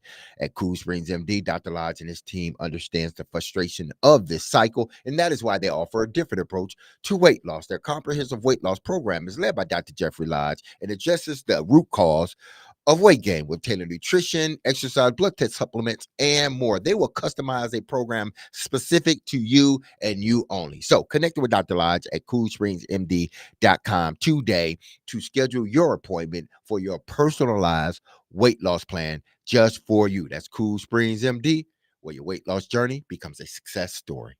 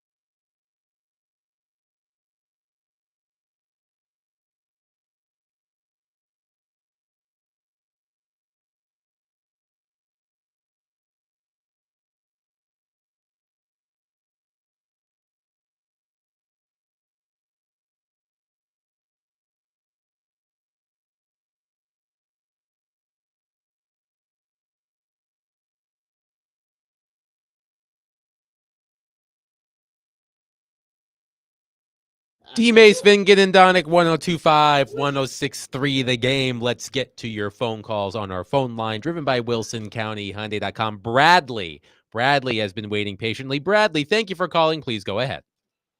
Hey guys, so it just seems to me that Brinker has removed himself from any of the risk of being a general manager. There is no risk that he holds. He puts it all on someone else. If they make a bad decision on a player, on a contract, a coach, they have the risk. And Brinker doesn't have any of that risk. But yet he also has the final decision. So is he going over tape? Is he the guy going over and visiting and understanding the coaches, what they think of the players? Because if that's not happening, then why should he have a vote on the final say? The only thing I can think of is if he is taking over Amy's duties, possibly. But then why does she have a say on this as well? So it makes no sense. I hope that next year that that HBO comes out there. I would love to see how this train wreck happens in real life, so we can all see it on video and see what kind of a joke it is. But this is really bad for any GM that comes in. They take all the risk, while Brinker has none of the risk, but yet can screw up any of the decision making. That's all I got. Thank you for the call, Bradley. I think that's what I was trying. That's a better point. That was better communicated than the point I was trying to make earlier. I thought Bradley nailed it there in terms of, the idea of Brinker in that position. Yeah, I just want to see how this goes, man. I do. Do I like necessarily how it all happened? No, I don't. I'm just being honest about that. Do I, whether Rand deserved to lose his job or not, it's no longer his job. So as I said before, I move on. I wish him I wish him and the family well, but he, like I, understands the business of football, period, all of football. So you may be here today, you may be gone tomorrow. They may love you this year, they may hate you next year. And your owner has shown the ability to not be patient. So when you take a job like this, you got to understand this is what it entails. If you're not showing improvement in a year, then don't go into next season feeling secure about your job. But Brinker has found a way to sort of, remove himself from all liability, especially this past season. He's washed his hands of all of that. Like that wasn't him. It was like he wasn't even on the staff. It all fell on one guy. But when you take that job, you got to understand that if you're not winning, it all falls on you. But you think in the process, everybody goes, but not in this situation.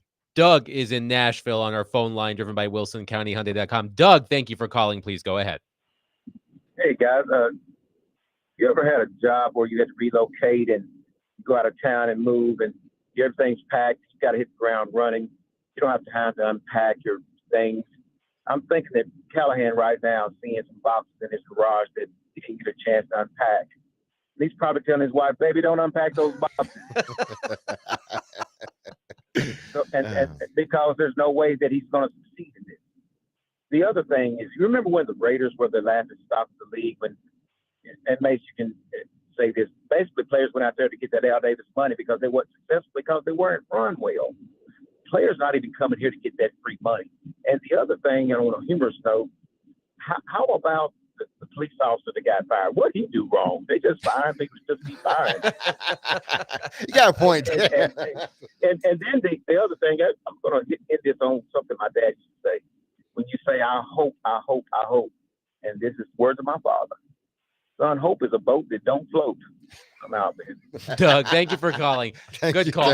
Let's talk about Brian Callahan and all of this, and we will do this over the course of the week. But Brian Callahan, hired by Brand Carthon and by extension Chad Brinker, I suppose. Was Brinker not in the hiring process? I have to imagine he was. If you listen to Brinker, he's absolved of all of this.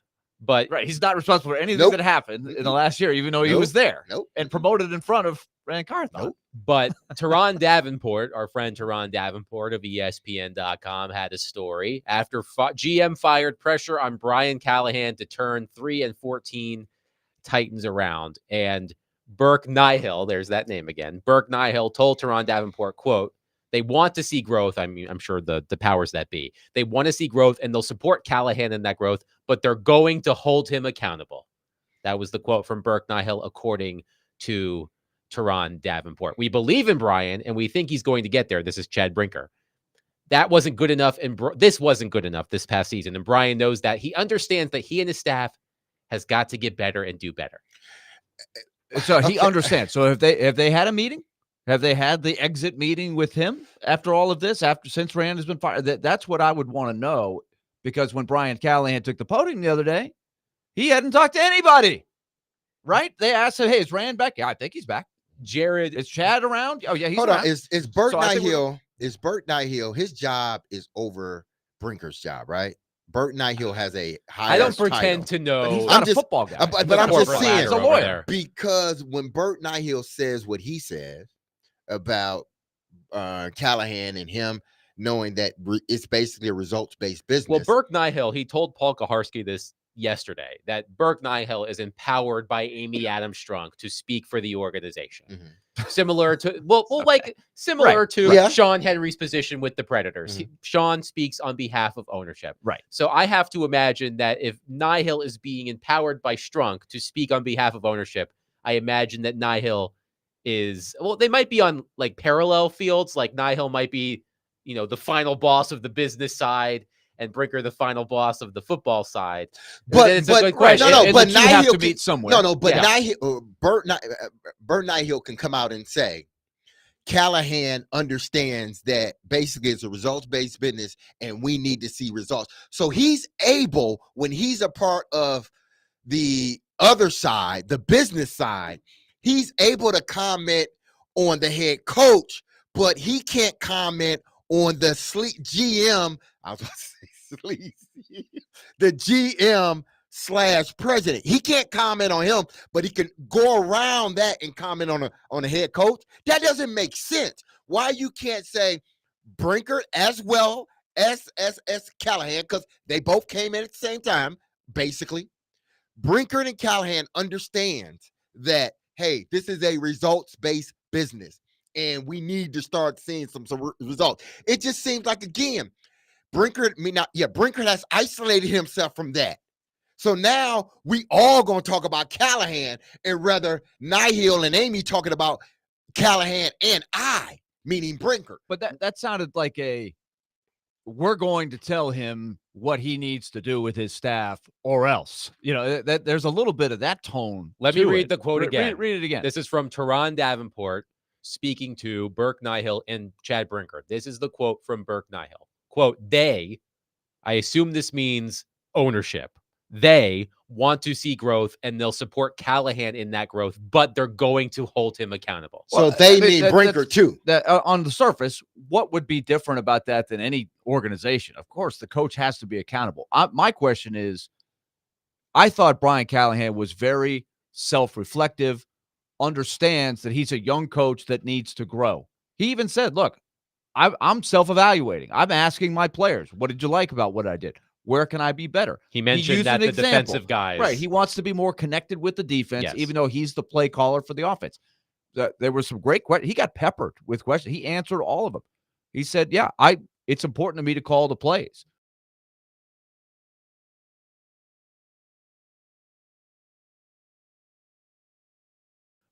That is a colleague of his. He goes way back with it. I think he played high school football with him, right? That is the offensive coordinator. These are all things that I think they're going to have to look at. One of Brian Callahan's closest friends is Clark Lee.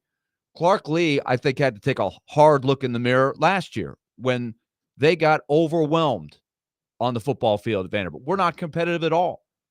I think they made huge adjustments, and now he goes from that to coach of the year, a young head coach, right, who self-evaluated, made some changes. I think Callahan is that type of guy. I think he knows he's got to get better, and I think he should be allowed some time to do that. The question is he going to be forced to do stuff? You were 3-14, it looks bad if you bring everybody back, and I don't think he's going to. But I think this is a very important philosophical That's question. not the How does this story. process? But The process is the story. let's hold that thought. We'll come back. We'll get to it next. Willie Donick, Derek Mason, Adam Vingan, 102.5, 106.3 The Game. Right.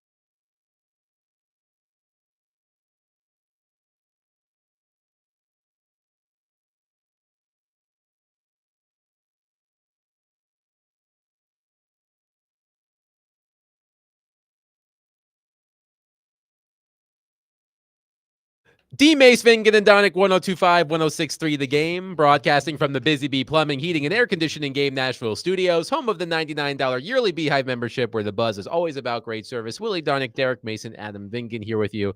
Let's continue that conversation about Brian Callahan. I did see a tweet from our very own Jared Stillman, who will be on the air in an hour as we continue the reaction of Chad Brinker becoming the supreme ruler of football. Jared tweeted yesterday, quote, hearing Chad Brinker did not want to keep Brian Callahan on as coach, but Chad Brinker isn't the owner, and she wanted Brian Callahan to coach the Titans. And remember that Callahan won't meet with upper management until the end of the week. That was Jared yesterday. But So you were about to he's make a setting- point, Derek, before I so rudely interrupted you with a commercial break. That's please go not ahead. Rudely interrupting. It was you just Derek, hush. I gotta get the break, man. We gotta pay bills. Listen, and Willie, listen, what you said, I have no disagreement with what you were saying. That's not about Callahan. Callahan. That's not the point that I'm going to make. So I agree with you in regards to Callahan and how this thing sort of looks moving forward. But my thing is, and that's why I said, to me, that's not the story. The story is, to me, how quickly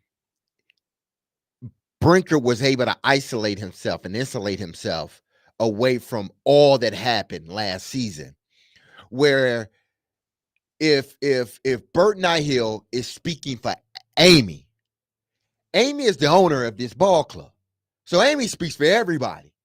If he's speaking for Amy, how then can he skip over the new GM, president, whatever you want to say? How you think the president culpability? You jump over him being culpable for what has happened. You jumped over him and said, no. Scoot over a little bit. You're not a part of this. And you say, Callahan understands that, hey, basically it's a results-based business and we need to see some results this season, or else you're going to be gone, essentially. So how does it jumps over Brinker and go straight to Callahan when it should be, hey, listen, if I'm Amy, I'm an owner and I'm running this thing the right way, hey, listen, relay to them, Brinker, Callahan, y'all got a season to show some improvement because y'all had last season. It didn't work. I fired Rand. All right. Now this season is all y'all. If you don't get it right, I am replacing everyone. He didn't say that. He skipped over Brinker and went directly to Callahan, which you are right, Willie. Which you are right in regards to Callahan. But how did it jump over Brinker? That's what I want to know. Like, how is Brinker not culpable for this mess? Rand is, and I get it. He got fired. I'm not debating that. But how then do you leave out one guy that was a part of this mess and promote him and then make him the supreme ruler of all football? I love that title too, Adam. The supreme ruler of all football. How does that happen? Well, the supreme ruler of all football, according to Callahan, in the long. By the way, I looked at the YouTube thing. It was like 29 minutes and something seconds, and it was all questions for Callahan. There's only one guy that's been answering questions all year long. It's Callahan. He was out there through the storm when it was going to, what. He was out there answering the questions. Okay. He was asked the question, hey, what was the process like during the season? This is before they announced that Rand was out, right? And he said, yeah, we met every week. We met all the time with Rand. And Tehran was the one trying to get down to brass tacks. Like, well, how does this work? And he absolutely mentioned that Brinker was there every day. Yeah. So then, so now all of a sudden Brinker doesn't it? want Callahan to be the coach. Like Brinker knows what all of the accountability issues are. He's been talking to. Did you think you were going to get a fully polished, finished product head coach where Callahan was in his career? I don't think so. Right? He is young. He should be able to learn and get better with experience. That was what Callahan was selling. And I would be selling that if I were Brinker. Brinker's got no track record of success or anything like that. They've got to grow in this together. But Callahan made it sound like Brinker was in there in all the discussions with Callahan all year long. But and that's the confusing part. It's like it seems like the narrative that was pushed before all the firing, before all of this has happened, let's say at the beginning of the year, the narrative was everybody's working together. Everybody's, in agreement, and who would have the final say? I think Brinker would have the final say in a sense, or was it Rand? We don't know. I don't know. Hell, it don't matter. But they made it seem like everyone was headed down the same path together. Everything that they had discussed, whether it was reallocating, what Rand does, and now, changing Brinker's job description, and Callahan understand what he has to do. It seemed like everybody was on the same plane together, headed in the same direction. But then all of a sudden now, one person has isolated himself, and then now they've left it up to really Callahan now, because they got rid of Rand, gave him a parachute, said get out of the plane, and they about to get Callahan his parachute too if he don't get this team back right. But then again, no one, it's like Brinker is isolated from all of this. He's the one that's driving the plane. So even if it goes bad, he's still here. And I want to know, Amy, how does that happen when they all essentially were hired together? And it seemed like, from what y'all were telling us, that everybody's on the same page. We're all thinking alike. Now, all of a sudden, you want to change job descriptions, and it's a new job. Houston guy. On with Chase this morning. John McClain. John McClain even said, it's like, when do you change the title? Like, when do you change the title of a GM? I thought the GM was a GM. Like, this is what he does.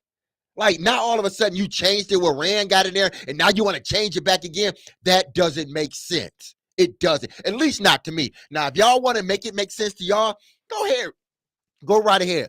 But until they come out and specifically go over that, or Rand chooses to come out, which I don't think he will, because John Robinson hadn't said anything. They just wanted to wash their hands. Robinson wanted to wash his hands of it and move forward, and he has. And I'm sure that's what Rand Carthon is going to do too as well, because he understands he's young enough in this business that he doesn't want to burn any bridges. And I understand that part.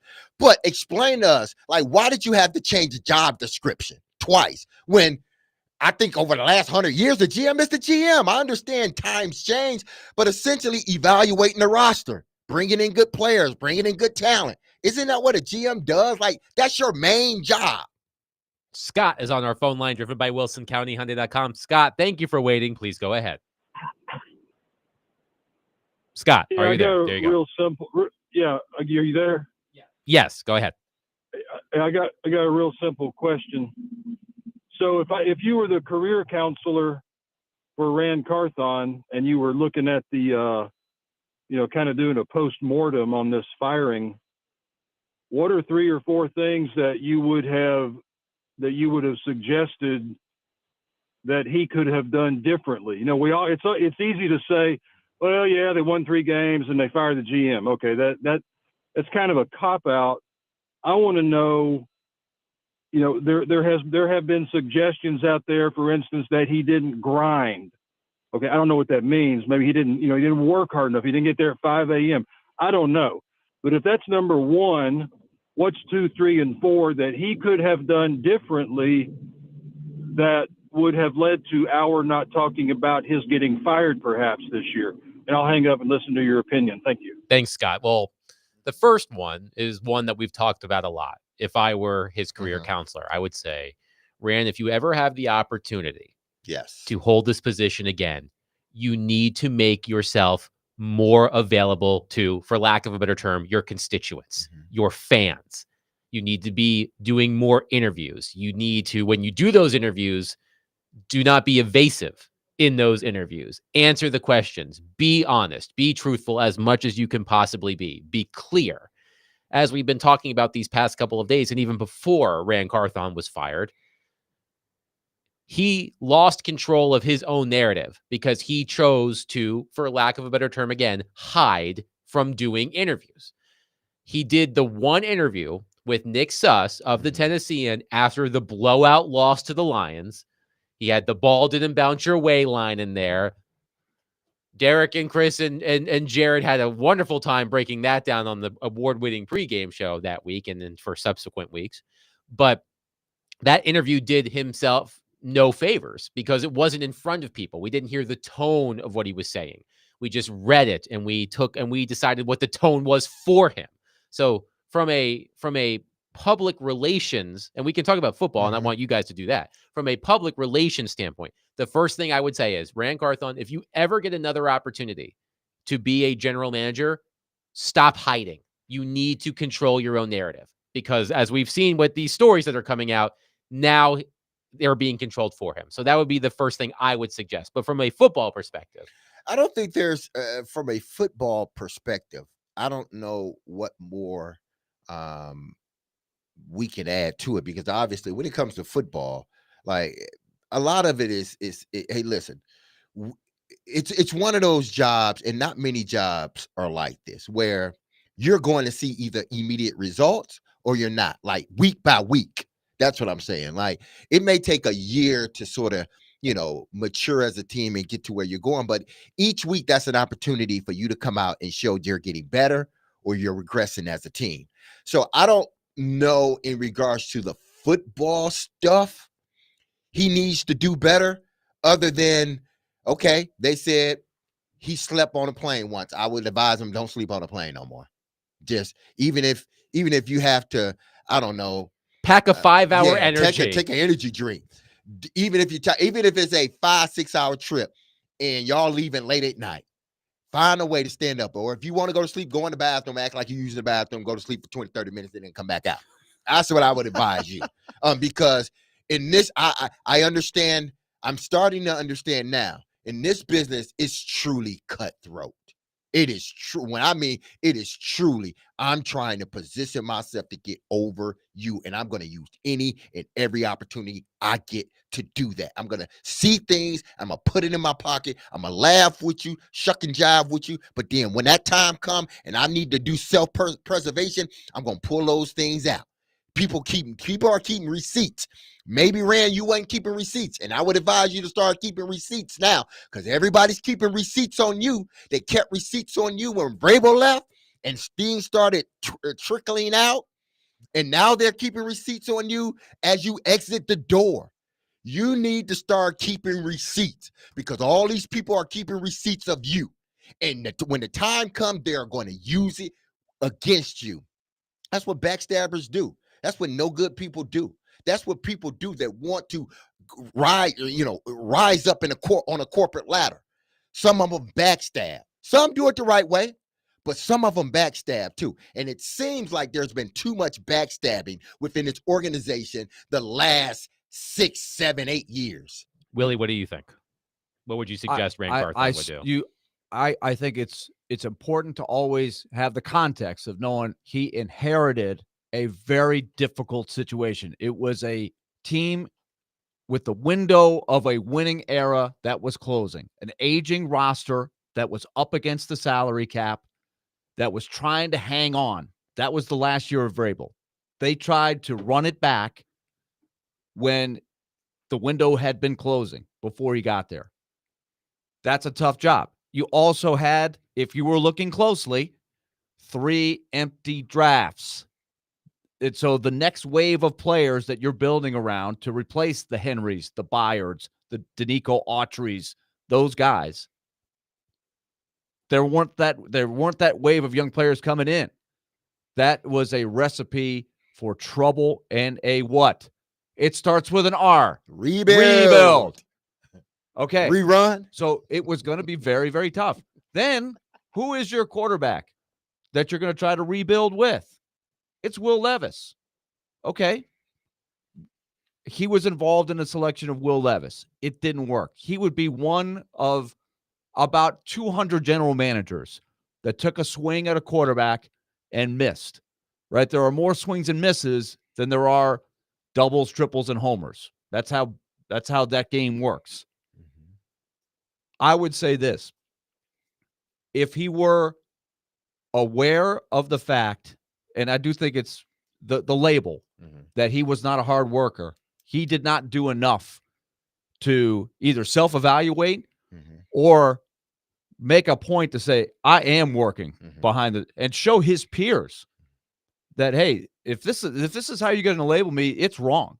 And, But I and guarantee he had he the wasn't labeled as that in the ability to locker do that. room. I don't in the building at the I time. don't know. I don't at know. the time. I have no idea what was going on day to day behind the scenes with him. But like you said, Adam, connecting with the fans is one thing through the media, telling your story, talking about the vision of the team. What are the reasonable expectations? That's part of the job as the general manager. He didn't do that. But also connecting with your coworkers, right? If the coworkers are sitting there in the corners of the building saying this guy's not working very hard, then that's up to him to change that perception and connect and show that that's not the case. So if he gets another chance, I mean, he was young, it didn't work, probably unfair, and we'll see where it goes from him from there. But like Callahan said the other day, until you get that position, you don't know what it's like. You can prepare, you can read all the books, you can move up the chain like Callahan did. You get the opportunity. He was the first to say it was harder than I thought it was going to be, especially when you have a quarterback that flounders as much. That would be hard for any coach or GM. 615-737-1025. We'll continue to take your calls and texts at 615-737-1025. Willie Donick, Derek Mason, Adam Vingan, 1025-1063. The Game.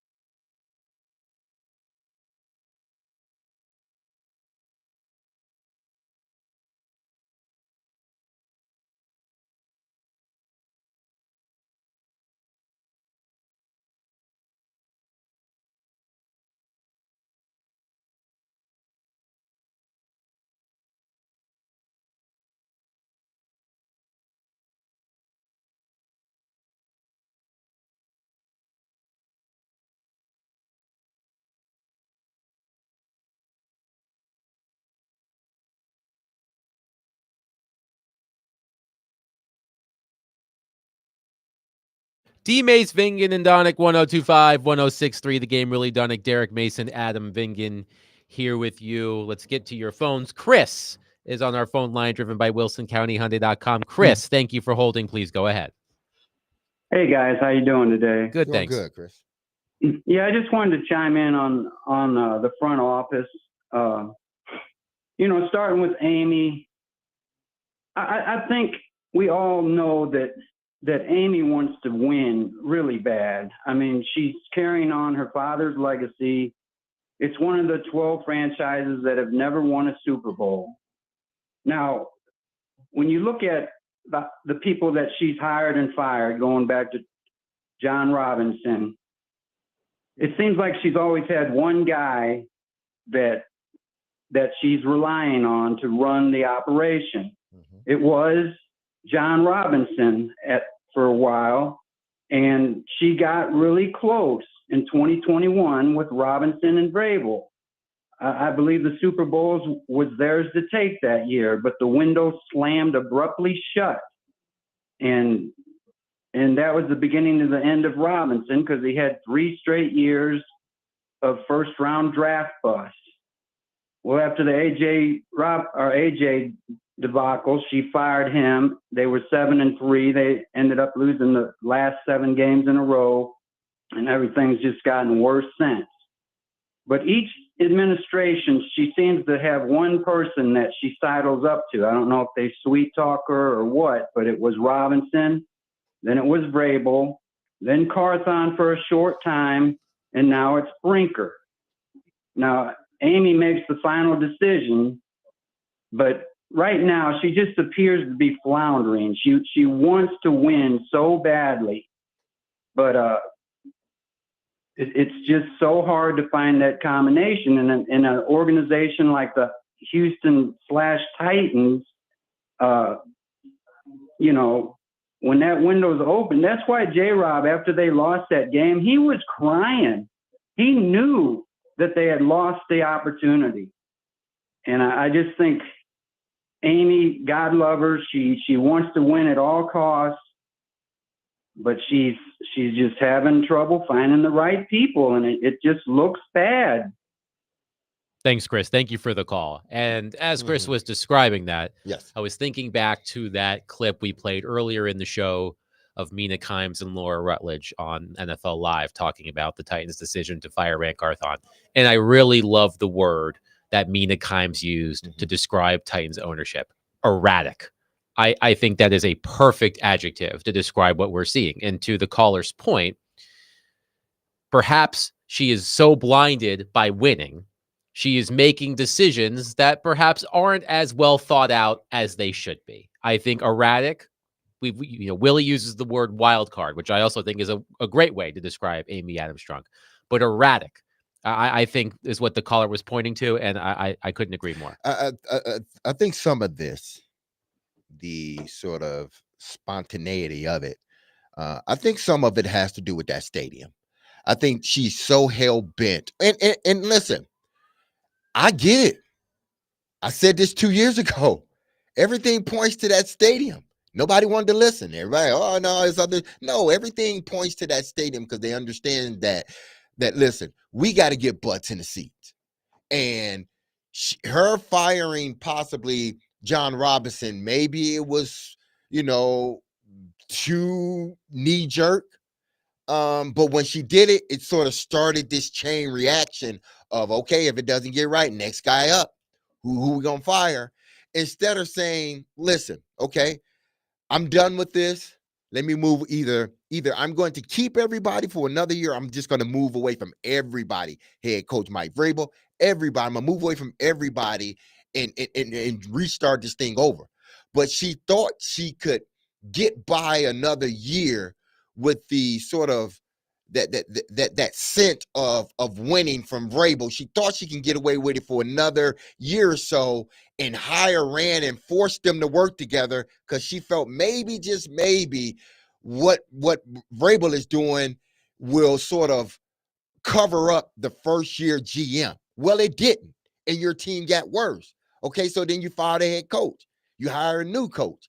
And now you're running into the same problems that you ran into before. Why? Because you want to make sure you have a winning product. And I get it. I truly get it. You want to make sure you have a winning product when you hit the stadium. I hope you do. But maybe that's one of these reasons why you see the spontaneity in the changing of the GM and the head coach. And it seems like there's no rhyme or reason. And one guy's being insulated from the mess and everybody else, or one of the guys get fired and the other guy is on the hot seat after 1 year. This stuff just doesn't make sense to me. It's not flowing the way it needs to flow. And maybe now it will. I hope it does. But if you run into the same problems, please don't come out and give us the same damn press release. Philip is on our phone line, driven by WilsonCountyHyundai.com. Philip, thank you for calling. Please go ahead. Hey guys, thanks for taking my call. I got a question for y'all.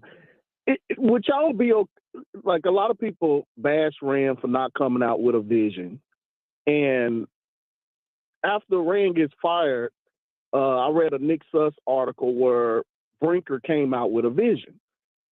But what is his vision? Like, he says his vision was, we're going to be a draft, and we're going to be a draft and develop organization. Well, isn't that all organizations shooting to draft and develop? And then he went on to say, like, we're going to build from the core of our roster throughout the draft. Well, that should be the plan for everybody to do that. Like, he's not really saying anything that we shouldn't know as football fans that a team should be trying to do to win games. I'm just confused on it. Like, but he's getting praised for coming out and saying that he has a vision. But what really did he tell us with that vision? He didn't say much. And also, with him saying all of this, he's like, well, we're going to be selected on free agents and stuff. So what has he been doing through this whole process? Has he not been helping draft these players? Has he not been helping on the free agent market? And I thought at one point, Rand Carthon said that he was heavily involved in getting the cornerback here, Snead. So if he's saying all this in this article, then what has he been doing the last 2 years while we've been doing all this in the organization? Philip, thank you for the call, Philip. I come back to this. I still say I think it's important to keep the context. I said this yesterday around this time. I'll say the same. So much of what, and I try to put a percentage on it. I think you could argue that about 90 to 95% of the issues since Rand was hired, because there's all this stuff about, well, when Rand was first hired, his first year was, hey, Vrabel, you're the man. I'm going to tell me what kind of players you want. I'll try to get you the players. And then 2, we had the unveiled big system that we talked a lot about yesterday, where they had the podcast to explain everybody's new role, Brinker's role, Rand's role, and it went south. To me, from afar, 90 to 95% of the 9 wins of Rand's tenure come down to A, things that he inherited on the roster, the A.J. Brown trade, the 3 empty drafts, all of that stuff, the lack of internal talent that was there when he got there. And B, the lowest level of quarterback play outside of arguably Cleveland. So 31 out of 32. You could argue that it was just as bad as Cleveland, right? Maybe Jameis Winston at least had a couple of games where he threw for 500 yards or something like that. And they beat the Steelers once. It was about equal. What is that unfair to say? Like, I don't care who's the GM. You come in and you take the players he inherited, and then you give me Will Levis as my quarterback / Mason Rudolph, or even want to throw in Tannehill's last year where he got hurt. You had Malik Willis in the equation there and a rookie Levis. What team could have won? The unfortunate part, Willie, is that facts no longer trump anything. Facts is deemed to being, oh, you're being a sympathizer, or you're taking up for the guy. But no, all you're doing is, these are the facts. This is what he walked into. That's all you're saying. But you will be labeled as, oh, you're taking up for Rand. Oh, you're making an excuse for Rand. And listen, all you're saying is, listen, he came into the job. It wasn't ideal from a roster standpoint. But what GM typically comes in a job, whereas completely ideal. You may have more personnel, you may have more players to work with, but each situation you come into, if they've hired you first year, they hired you for a reason. So when you explain to people, like, this is what he walked into, he knew it, they knew it, we should have known it. Some of us did, some of us didn't care. But when you walk into a situation like that, it doesn't work. Only thing you're doing, Willie, and I've done, was to say, hey, this is one of the reasons why it possibly didn't work. Hey, he didn't get it done. You got to find. But if you're asking me, hey, this is some of the reasons why he was behind the 8 ball in the first place. But here's what I want to say quickly, and y'all can take it. You brought up Rand. The caller said Rand didn't have his vision, and he's absolutely right. I would tell him that too. Like, man, if they ever ask you what your vision is, just say what Brinker said. Right, you can go to the say Boulder, what Brinker you can said. go to some Exactly. standard stuff that is Captain Obvious, but that's what Brinker did. Exactly. Go Captain Obvious. Do what Brinker Draft, did. develop, good draft, players. develop, and so because essentially, even when you didn't say, when you came out and said you didn't want to tell the vision, I'm sure there was a vision. I'm sure there had to have been a vision amongst y'all. Brinker, Callahan, yourself, Amy, Bert, Hill. I'm sure there had to be a vision, but you didn't say it. You didn't cover your butt. You didn't set your own narrative. But then Brinker comes out quickly, very quickly, and say, hey, listen, this is what our vision is going to be. We're going to develop. We're going to draft. We're going to build our organization, our team from the inside out. So a rebuild. We are going to go out and get the right free agents. We're going to get a guy that not only knows how to get talent, but knows how to develop talent as well. Isn't development part for the coaches? Isn't that for the coaches? Last I talked, isn't developing a player the coach's responsibility and not the GM? Oh, but they changed the requirement. So I don't know if Rand was tasked to develop the players or not. So just make him a coach if he's tasked to develop the players as well. See, these are all the stuff that I think about when you start saying things that maybe some people don't think about, or if they do, they don't want to say anything. Okay, so to me, that's the crux of all of this. Okay, the guy took the job, didn't do well at taking the job. Somehow, some way, you've been able to isolate yourself from all this mess that has happened, and now you're telling everybody this division. Well, I thought that was the vision last year. That's the vision. I can go ask 32 GMs, and they will give me 31 GMs, because there's not a 32nd GM yet, but 31 GMs. I can ask them, and they'll tell me the same thing that you told me, Brinker. So you didn't tell me anything that's going to make me think, oh, the Titans are on their way now. Woo, woo. I can't wait for Brinker to start his job.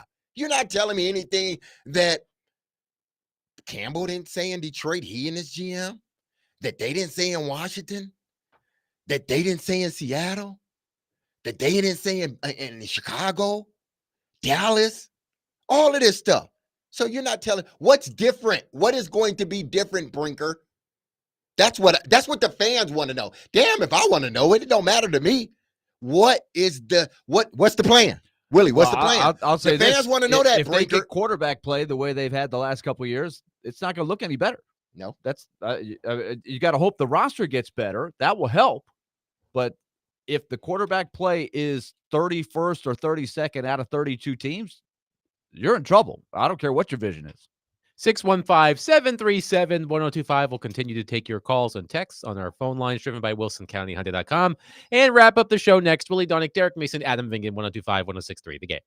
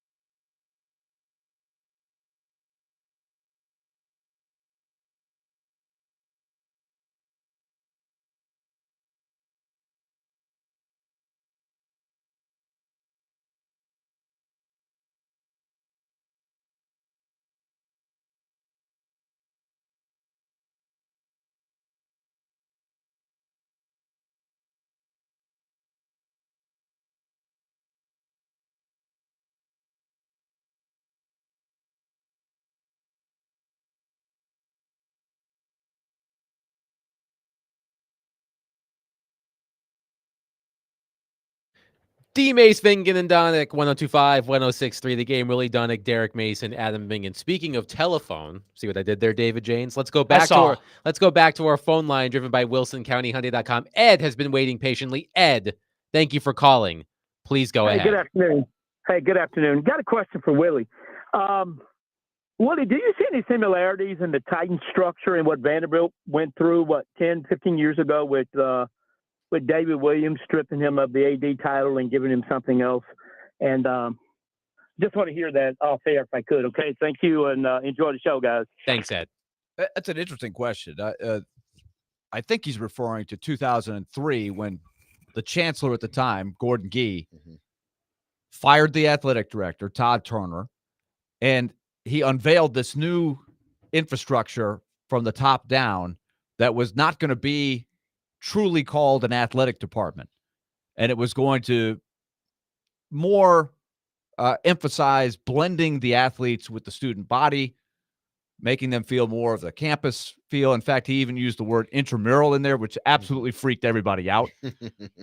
I think from afar, it ended up working better than people thought because he was called out so badly for how it was rolled out originally. And fortunately, because David Williams had a good vision, he was the guy sort of put in charge. And Gordon Gee put resources into the athletic department, paid big money to keep coaches, for example, put more money into facilities because he was getting called out. It ended up working better than people realized it was going to work. I don't know if the system ended up running smoother. They took out a lot of middle management in there. You could do a whole essay on that. But I think the essence of the question is, look, you can call it whatever you want. You can give titles to anybody that you want, whether you have a, quote, athletic director or not, or whether you want to call the GM the second in charge. And what is the title that you're giving, Chad Brinker? Supreme ruler of football. Right, you can call him whatever you want. But the bottom line is, do you have people that work well together? Do you have talented people that have the skill that is a very tough science to learn, and that is evaluating the future? Can you scout players? Do you have a team of people working together that know what they're looking for? That's what it comes down to, right? You can call it whatever you want, athletic department or not. That's really the essence of it all. Any business, right? Scroff. Any business. He's a scroff. That's what he is. Supreme ruler of football. Scroff. He's the Titans version of Palpatine. Scroff. We'll work on that. We'll workshop but that. it's close. I'm working with it as we go. So we can fix it. We'll come up with the acronym at some point. Robert is on our phone line, driven by WilsonCountyHyundai.com. Robert, thank you for waiting. Please go ahead. All right, thanks, guys. Hey, Derek, I wanted to tell you first, every time I see a receiver finish a block, I think of you and Hines Ward to this day. I will always think that. And then the second thing is, I'm a Bears fan, and so seeing what you guys are going through right now reminds me when we fired Lovie Smith, and then we had a lame duck, either GM or a lame duck coach, and it just kept rotating. And I'm seeing the same thing with the Titans that happened to my Bears. And who's in charge, right? Because if you watch a news conference of winning teams, then they all say the same thing, right? And then with the losing teams, like I saw with the Bears, and I'm seeing now with you guys, a GM get up there, say something different, same question, and then the next guy get up there, say something different. And I think that's where the problem is. What do you guys think? Robert, thank you for calling. Thank you, Robert. And this is where, I think all three of us talked in regards to Rand. You have to, when you come out and say certain things or don't say certain things, it seems like there's no sort of continuity within the staff. If you're holding stuff back or choose not to, talk or share what your vision is there sort of like a disconnect within the ranks? And maybe that's what it was. Maybe there was this disconnect. Obviously there was, because one guy ends up getting fired and one guy stays, or two of the three end up staying. So there had to be some type of disconnect within what all of them were thinking. They sold it to us as this thing, we got exactly what we want. in regards to structure. We got what we want. And this was last year. I'm not talking about this year. Last year, this is what was spelled out to all of us. This is what was told to all. We got exactly what we want. Everybody understands what they're doing. And now we're moving on. When you didn't say it was a rebuild, you didn't say anything like that, but you said we're moving forward. Well, it didn't work. Now, all of a sudden, now there was problems within it. Now we're changing everything. And, oh, by the way, this is going to be a rebuild. This is how we're going to do it. Well, for those that were watching, the smart ones, Willie, he told you it was a rebuild already. That's what he told you. We just decided not to listen to Willie. That's all. We decided on, well, this is what Rand said or didn't say, and this is what they're preaching throughout the organization, and this is the message that's coming from everybody. Instead of saying, you know what, Willie's, the way it's looking, even before the season started, you look at the roster, yeah, Willie's right. But I was wrong, because even though I knew the roster was bad, I still thought they were going to do better. Went on the right side of me. He was telling me, no, it's a rebuild, Derek. So what you're saying is, speaking of acronyms, WWWDD. What would Willie Donick do? Yes. No. I think it's more of the Barry Trotz approach of you temper the expectation. You don't even have to say rebuild, right? But you know it is a rebuild. But the words are important. Word choice is important. You have to sell tickets. But I think it's just you keep the expectations open. If you pleasantly surprise people and win more than you're supposed to win, you look like a genius. But if you kind of overpromise and underdeliver, it looks messy. But they did not have the foresight to realize that it could go wrong. Like throwing a bunch of money at free agents is not a way to win, especially when you don't have the foundational players that you inherit. That was a mistake. And now they're doing a do-over here. Chad Brinker is starting over by doing exactly what I said they should have done last year. Bill's on our phone line, driven by WilsonCountyHyundai.com. Bill, thank you for calling. Please go ahead. Yeah, I might as well put my 2 cents worth in. Everybody's got an opinion. So I just say it's the offensive line. It goes back all the way back to Mariota. The offensive line woes almost got him killed. They bring in Tannehill. Tannehill was healthy there for a while and everything, but Tannehill got hurt twice. That's the reason Levis played last year, is because Tannehill got hurt, because the offensive line. You know, it just over and over. And with Carthon coming in, everybody is held to a standard. I mean, any job, you're held to a standard. If you don't measure up, might not all be your fault, but some of it is, whatever. But if they don't fix the offensive line, this has been going on forever. I don't care. Go out and get a $40 million wide receiver, and the quarterback don't have enough time to throw the doggone ball because the offensive line keeps getting, the right side is disastrous. They did something on the left side, but and if Quisenberry hadn't got hurt, if they'd got a right tackle instead of spending money on free agent wide receivers, Levis everybody might be patting on the back. Talking about, hey, he's the offensive line is important. The offensive line is very important. you. There's no question. Look at the Colts.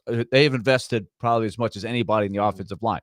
If you look at their skill players, other than Jonathan Taylor, it's usually not people that you're going to have in your fantasy lineup every week, but they're about a 500 team, and they can make it work largely because their offensive line is pretty good, right?